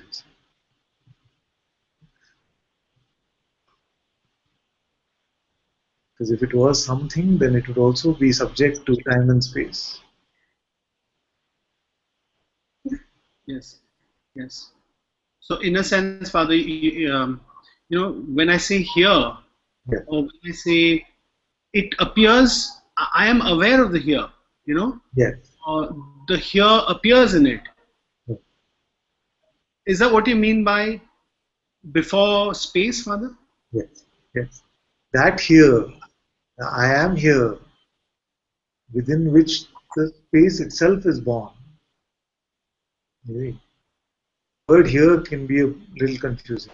We can say it is from here awareness, which is not a here at all, but just to use language. It is from here as awareness that being is born. This is just here. As long as the waking state or the dream state, any experiential state is here, this is just here. But this here of being is also prior to the here of space.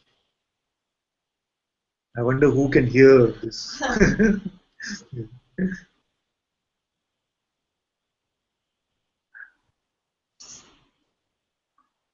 Before time and space are here, you are here as I am. And before I am is here, you are here as nothing.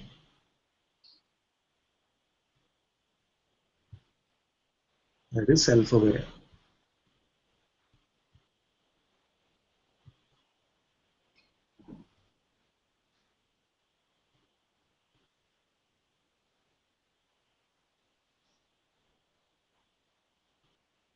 So you say, Father, that before time and space are here, I'm here as I am.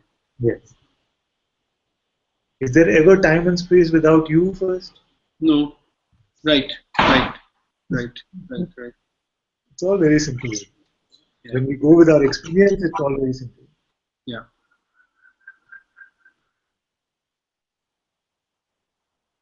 Is there ever any appearance without there being a you?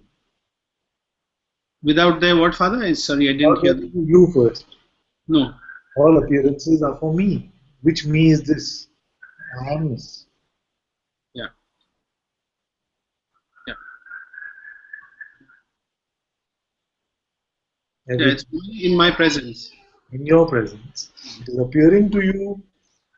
It is experienced by you.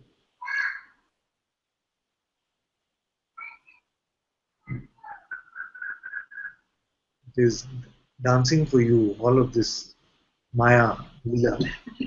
Right. But even through any experience, Father, there is a awareness of that, which is not so. In a sense, I'm not sure if I can explain it clearly, but any experience is still not happening to me. There is an awareness of it, which is it's not occurring to me in a sense. Yes. Yes. That's why to help you with this, also understanding this, I use the term phenomenal perceiving. Yeah. So all that is experienced phenomenally is phenomenally perceived, phenomenally experienced by consciousness. Yes. There is an awareness of this phenomenal perceiving as well. You see, because many times, because the word awareness or being aware of something in the world is used to denote this sort of phenomenal perceiving. Yeah. Okay, many get confused with this. That awareness only happens in the presence of being, therefore is a functioning of the being. Many talk like this, isn't it? But they're still only talking about the phenomenal perceiving.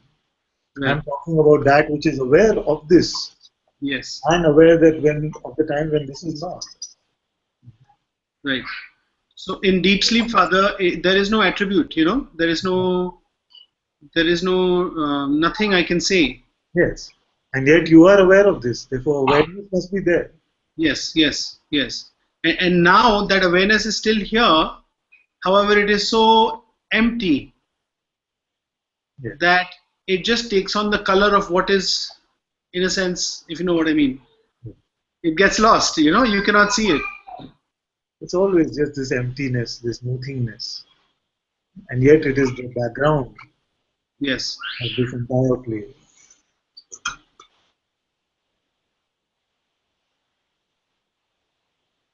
So when we speak like this, I want to know and answer with integrity. How many of us really enjoy this kind of when we speak from here, we're talking about the nothingness of awareness, and the being is there, and then the phenomenal perceiving, even of that awareness is aware. Have I lost most of you at this point, or and you can be honest? I enjoy it, Yeah. and I didn't used to enjoy it, but now I enjoy it a lot. Now you enjoy. Well, I don't know if I am in the place, not everywhere. When there's some things he said, I completely do attribute. Like I know what he means, Yeah. but I don't know if I know inside. But still, I I want to know how many I lose when we have these kind of conversations. I'm enjoying now. Yeah. I'm enjoying now. Yeah, enjoy. In my house, you know that it Yeah. was difficult for me. Sometimes I was feeling anger. Yeah. I think, oh, sorry. No, it's okay. Yeah. Also, I was feeling love for you, but you understand. Yeah. I'm What's he enjoying talking now. about? Why? When I'm able to go quiet, and I'm in this confusion that I was in the room with Radha. She's very quiet, and I was Yeah. trying to be also to be in my silence and doing a lot of being quiet. It was a big lesson for me. Perfect roommates God has put together. Just because with our space. Yeah. But I was able to go quietly also in the middle of this confusion because it's not exactly mine. It's mine, not exactly mine. Actually, a contemplation like this cannot happen with the mind, because the mind fails at any of this, because it can only report on that which is phenomenal. So we might use the vocabulary, we might say reporting is happening from the mind in the sense that using the words from there, but really the mind cannot say I am aware. You can say.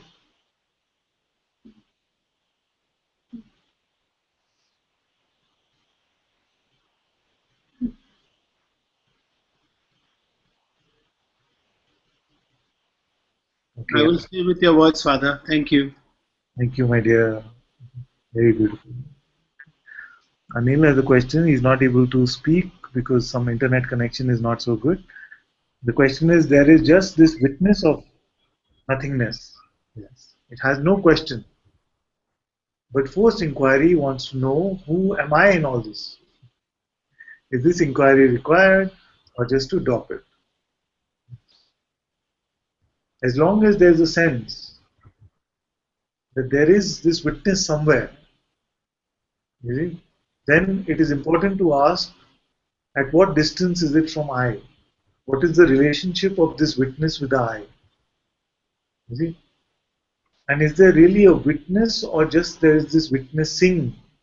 Because a witness means there is some attributes, an entity which owns the witnessing. But what you are finding is that there is no witness, just the witnessing. There is no seer, there is only the seeing. So when you see this, then the mind can come in and say, yes, it is there, so what now? So what? You see? But it's still trying to create some distance between you and this witnessing. But once you come to this point, where you see that I and this witnessing, I and this awareness are one. There is no separation. There is nowhere where I am, but this awareness is not.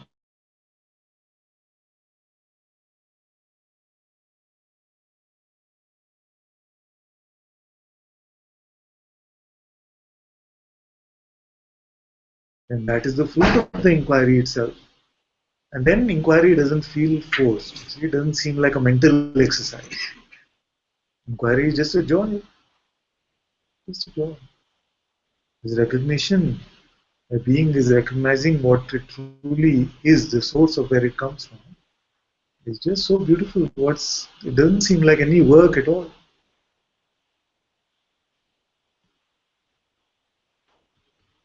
And what is the inquiry? It's just this checking. Who am I?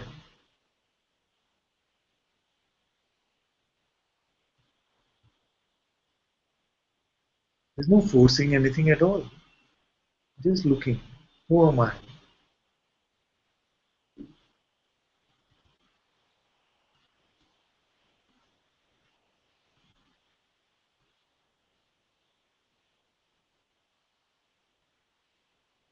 It's very, very simple, natural, joyful experience.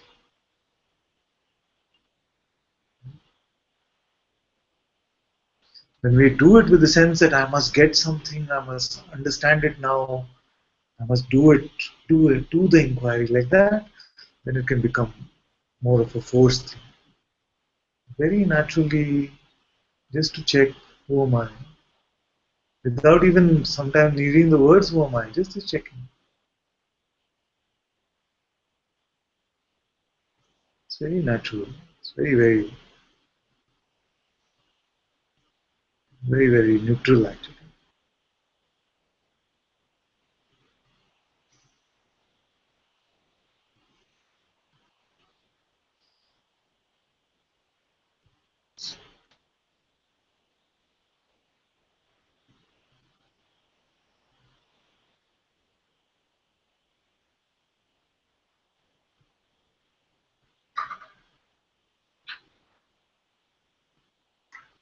Yes, yes. So this is very natural what Andre says. Andre says, yes, me, you lose a little bit when you speak like this, he means.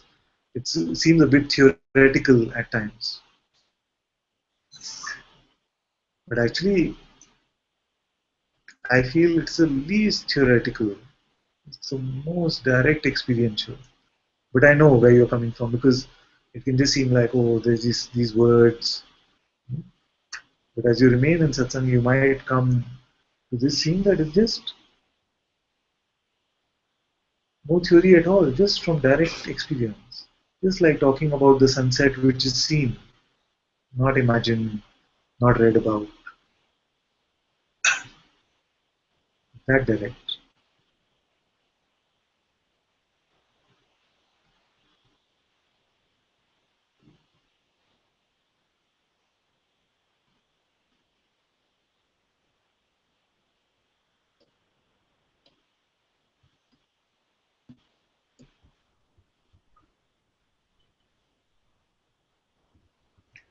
Namaste, Ananta.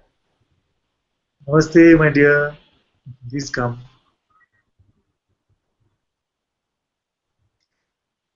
My internet is not good, so I don't know how much good you will be able to hear me. I am able to hear quite well actually.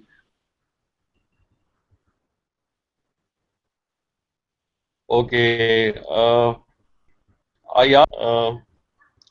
There is just this nothingness, in fact, but I know there is nothingness. There are no thoughts, nothing. It is just an awareness of nothingness. It also. So I want to know whether the mind has become very, very subtle here, and sometimes, like even the insentient objects, you at them. I mean, it's all oneness, but it is still oneness. There is not one. There are still two.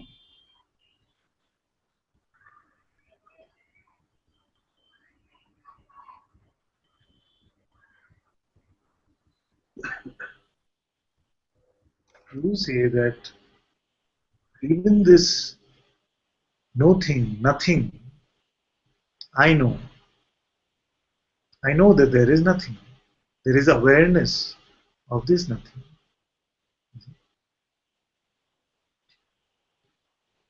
So after this is your direct experience, then is there any sense of resistance to any appearance?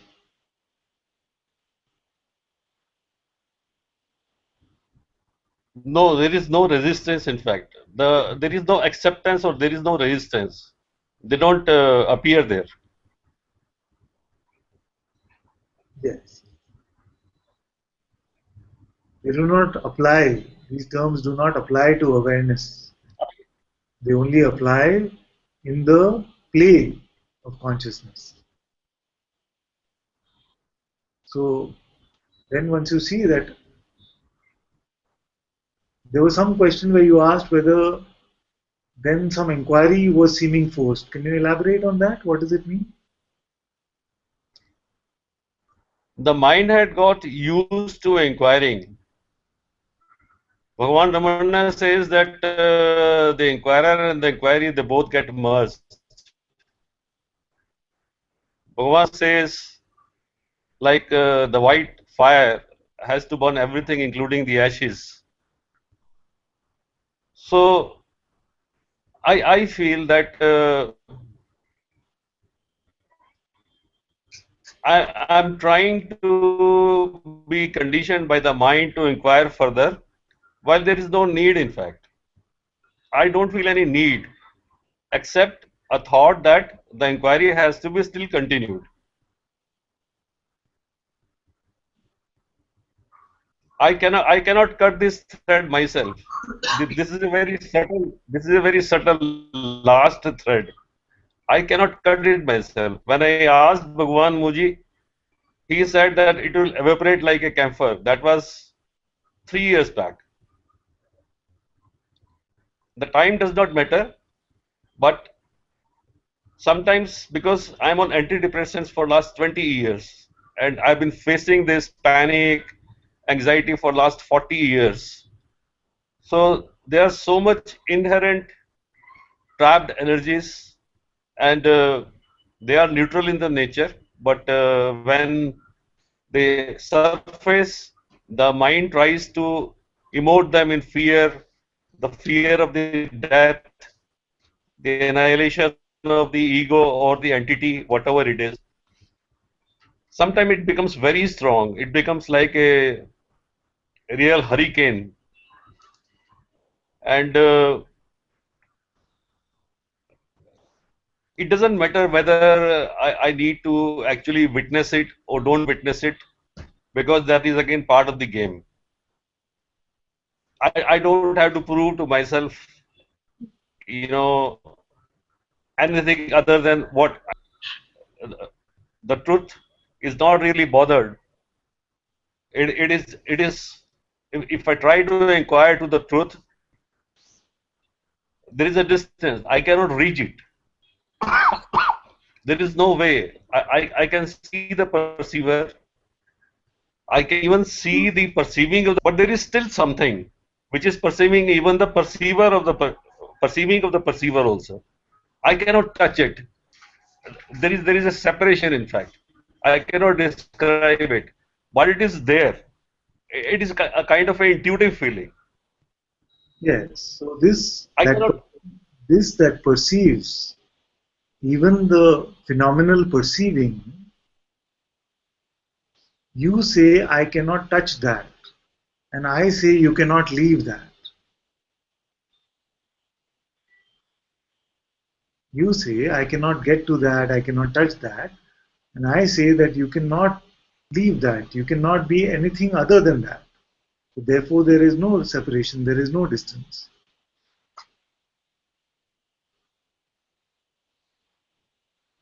The mind is saying that you must try and get to that. I'm saying, can you create 1 millimeter distance between yourself and this pure perceiving or this awareness itself, and show? No, the mind is not saying anything that, there is no distance also. It is all happening actually. I cannot explain it. I mean, it is just there. Everything is there. Seer is there. Seen is there. There is no distance. There is no distance as such. Then no trouble. It is not a distance. Then no trouble at all, isn't it?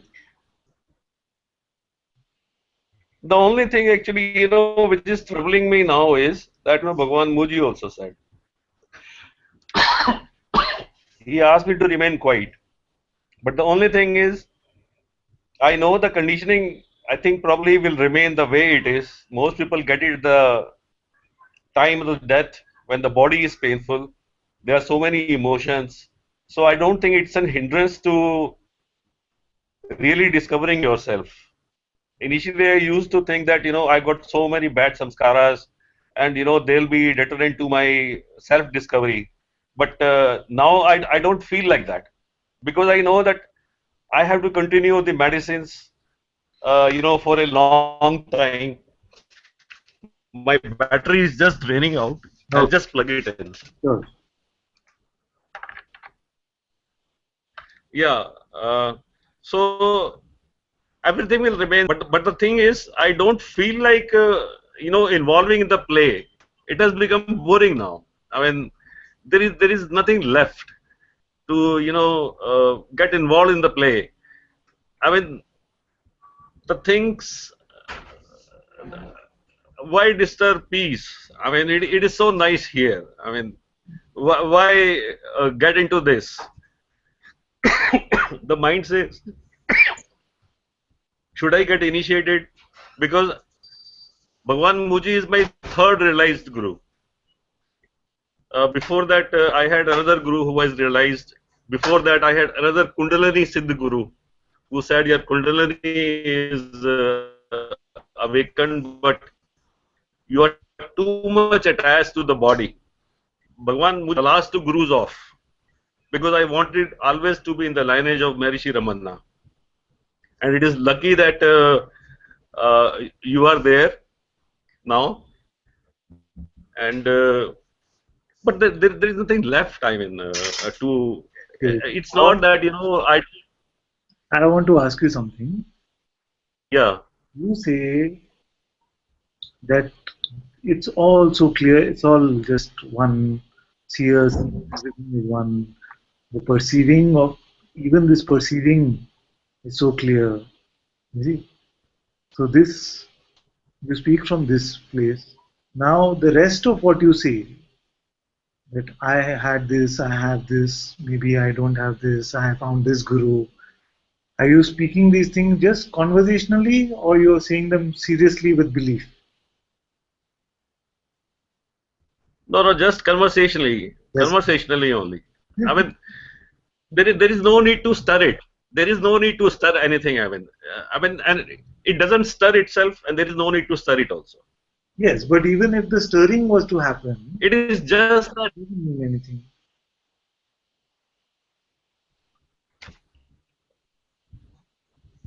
We lost you, I think. I didn't get you. We lost you for a minute. I was saying that even if something gets stirred, that is also seen, isn't it?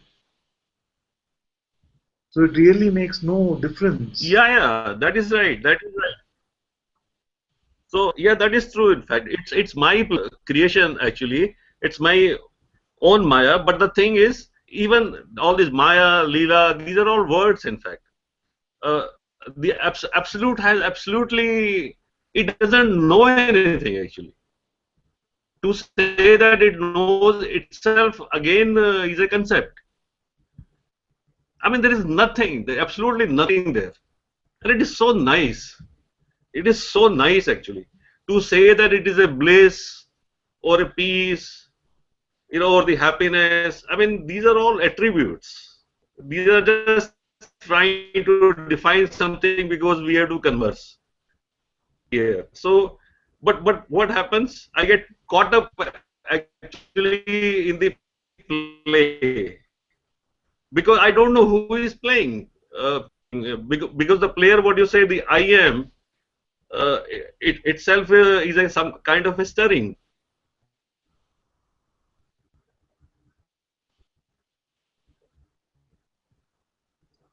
Go from here. I mean, when I asked Bhagwan, what next? He said, no next. Yes.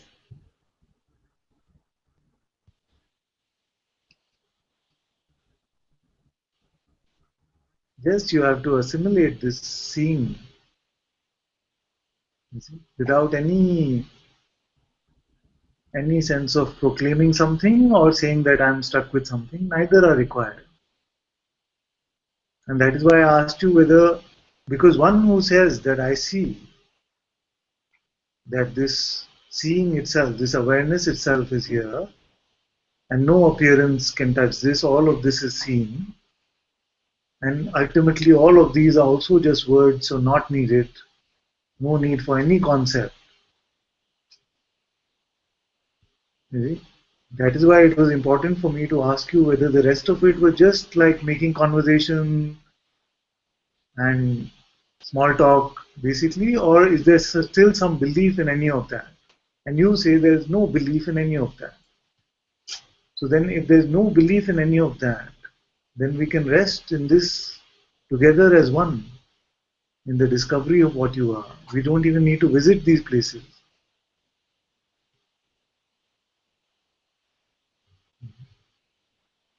There is nothing missing in silence.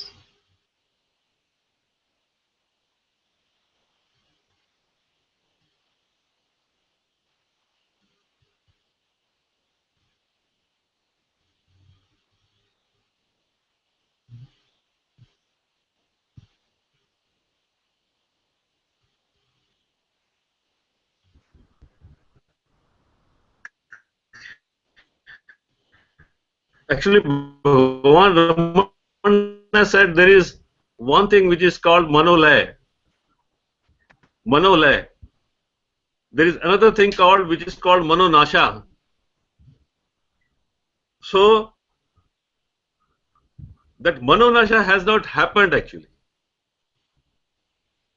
Now, who are you speaking as? Are you speaking Lay is there. Are you speaking conversationally now, or are you speaking as what you've discovered yourself to be? Is this awareness which is saying everything is a concept, it's just appearance, it is seen, is that concerned about manonasha? No. I'm not talking anything conversationally now, or whatever I'm speaking is through the direct experience. When I dive within, then whatever is coming out actually from the within, that I'm talking about. Yes. So So this one, that when manonasha has not happened. That is which one? yeah, that the manonasha has not happened. I mean that something has to happen, and to whom? The mind I know does not exist. It is a fallacy actually. It is not entity. It is just a thought that something has to extinguish. That is because Bhagavan Ramana has said this. So that this is a kind of a belief again. Belief in his instructions, in what should have happened. Should I drop this belief from Bhagavan Ramana's instructions? Should I Yes. just not bother about it? Yes.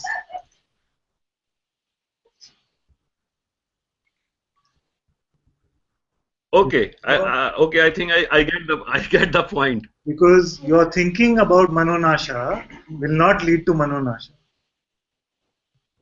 Or your belief in manonasha will not lead to manonasha. Yes, I understand. Better to forget about it. Yeah. Okay, I got it. Thank you. Very good. Very good. Thank you. Namaste. Namaste. I'm very new to this. Actually, it's been only 1 month. I have discovered Muji Baba and the Satsang thing. I try to do the self-inquiry, but I'm so habituated into my conditioning and my normal thinking. It tends to fade away. I tend to get carried away with my normal, which I'm used to. And by the time I realize that I am into a different path, it's been like there have been so many thoughts which have been racing through my mind. I find that drains my energy. It totally drains me out. I need guidance to come out of this, because I feel that's really unwanted. I don't need that, but it's just happening. Like I don't have any control over it. Can you please guide me? Thank you, my dear. And you're very welcome here. I know that for those who are new to satsang, sometimes what we say can seem too theoretical or intimidating, but I'm happy that you persist and you're here. And you say that when I try to do the inquiry, then the mind tries to distract me. Yes, it will definitely try to do that. But the distraction of the mind cannot get in the way of the inquiry actually. And I'll show you how. You see? So you start how? You will start by asking, who am I? Isn't it? You're inquiring, you're saying, who am I? You're just looking, who am I? Now the mind tries to come with some answer. See? Then when the mind comes, don't try to run from it or say, you don't come, I don't want you, I want to be quiet. None of that. Mind is coming with a thought. And you say, who are these thoughts appearing to? Then some emotion comes, some sensation in the body can come, some pain can come. Everything can be used for your inquiry.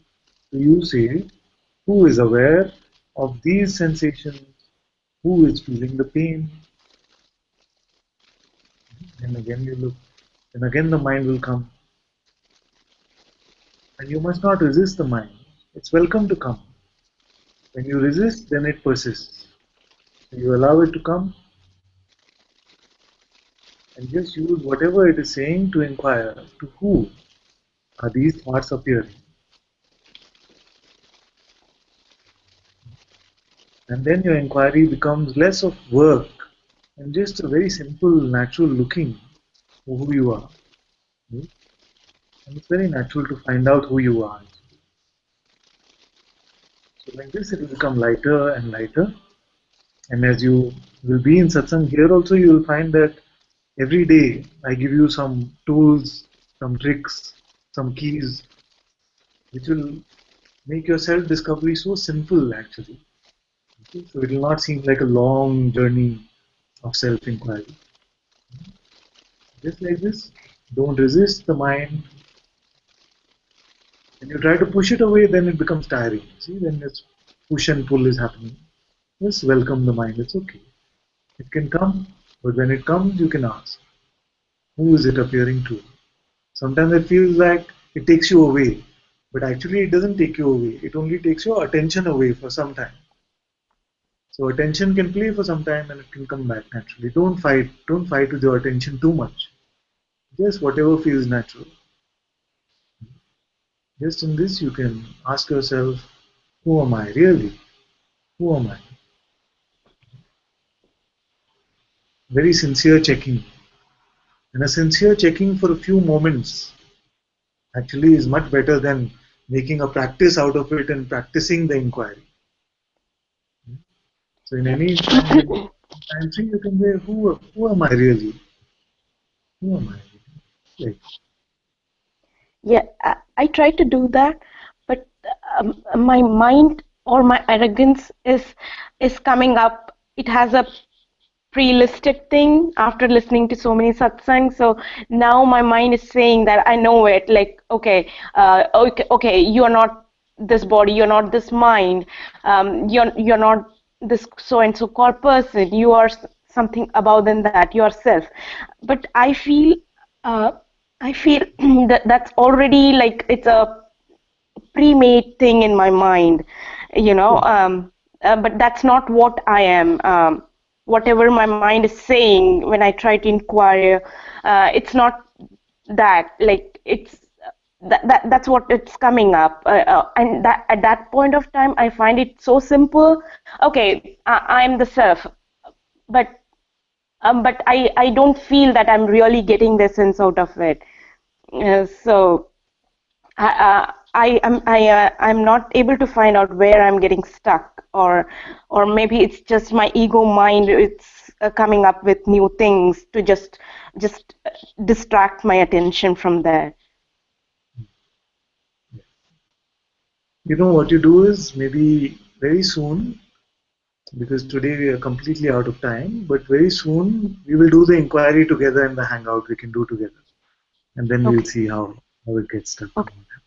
Yeah. Thank you, Guruji. Thank you very dear. much. Thank you. Thank you.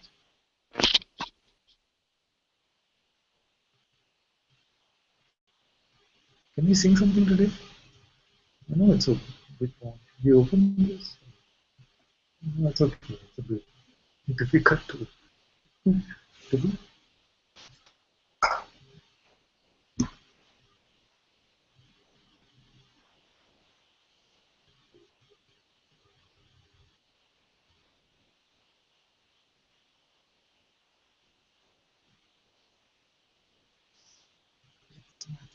Really? How you go from here? You go to Chennai or Vietnam or? From Manila to Bangkok.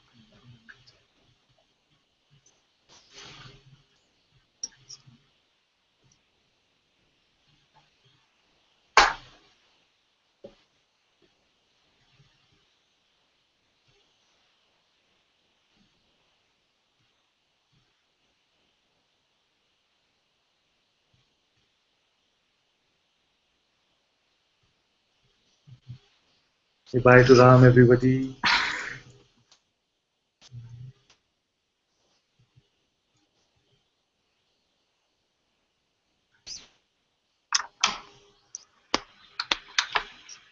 Let me know when you reach safely.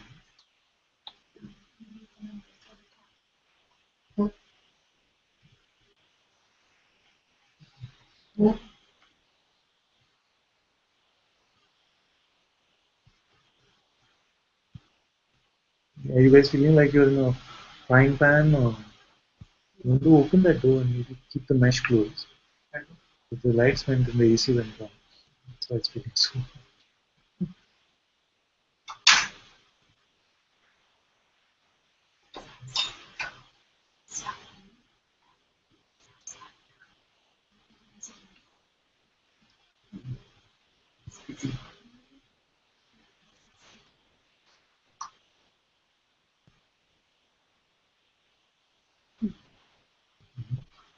You've seen something?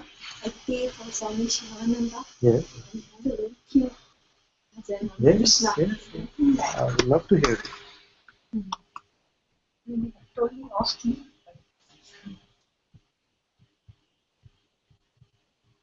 Actually, I combined two of his songs and the Krishna one. Chidananda Rupa Shivoham Shivoham Chidananda Rupa Shivoham Shivoham Chidananda Rupa Shivoham Shivoham Chidananda Rupa Shivoham Shivoham Khilade, khilade, khilade, Krishna, माखन और मिश्री खिला दे Krishna, पिला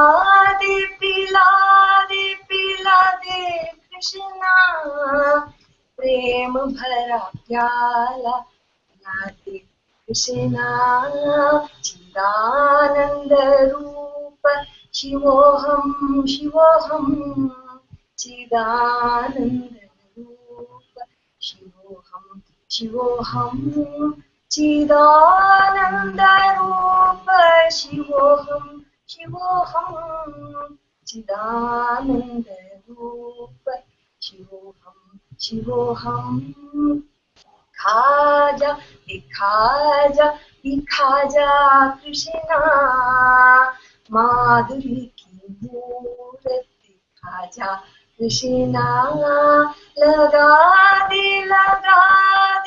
लगा दे कृष्णा नैया मेरी पार लगा दे कृष्णा चिदानंद रूप शिवोहम शिवोहम चिदानंद रूप शिवोहम शिवोहम चिदानंद रूप शिवोहम शिवोहम चिदानंद रूप शिवोहम शिवोहम चिदानन्दरूप शिवोऽहं शिवोऽहं चिदानन्दरूप शिवोऽहं शिवोऽहं चिदानन्दरूप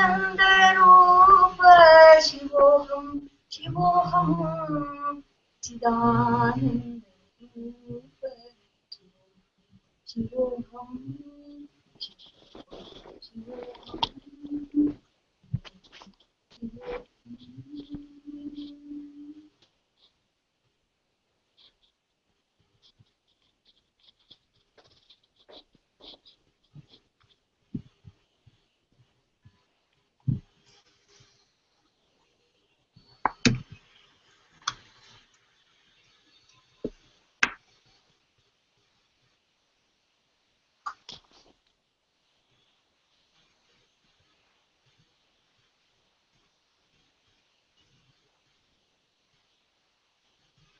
Thank you also very much for being in Satsang today. Sadhguru Sri Muji Ji ki Jai. Ananta ji ki Yay! Jai. Jay. Jay.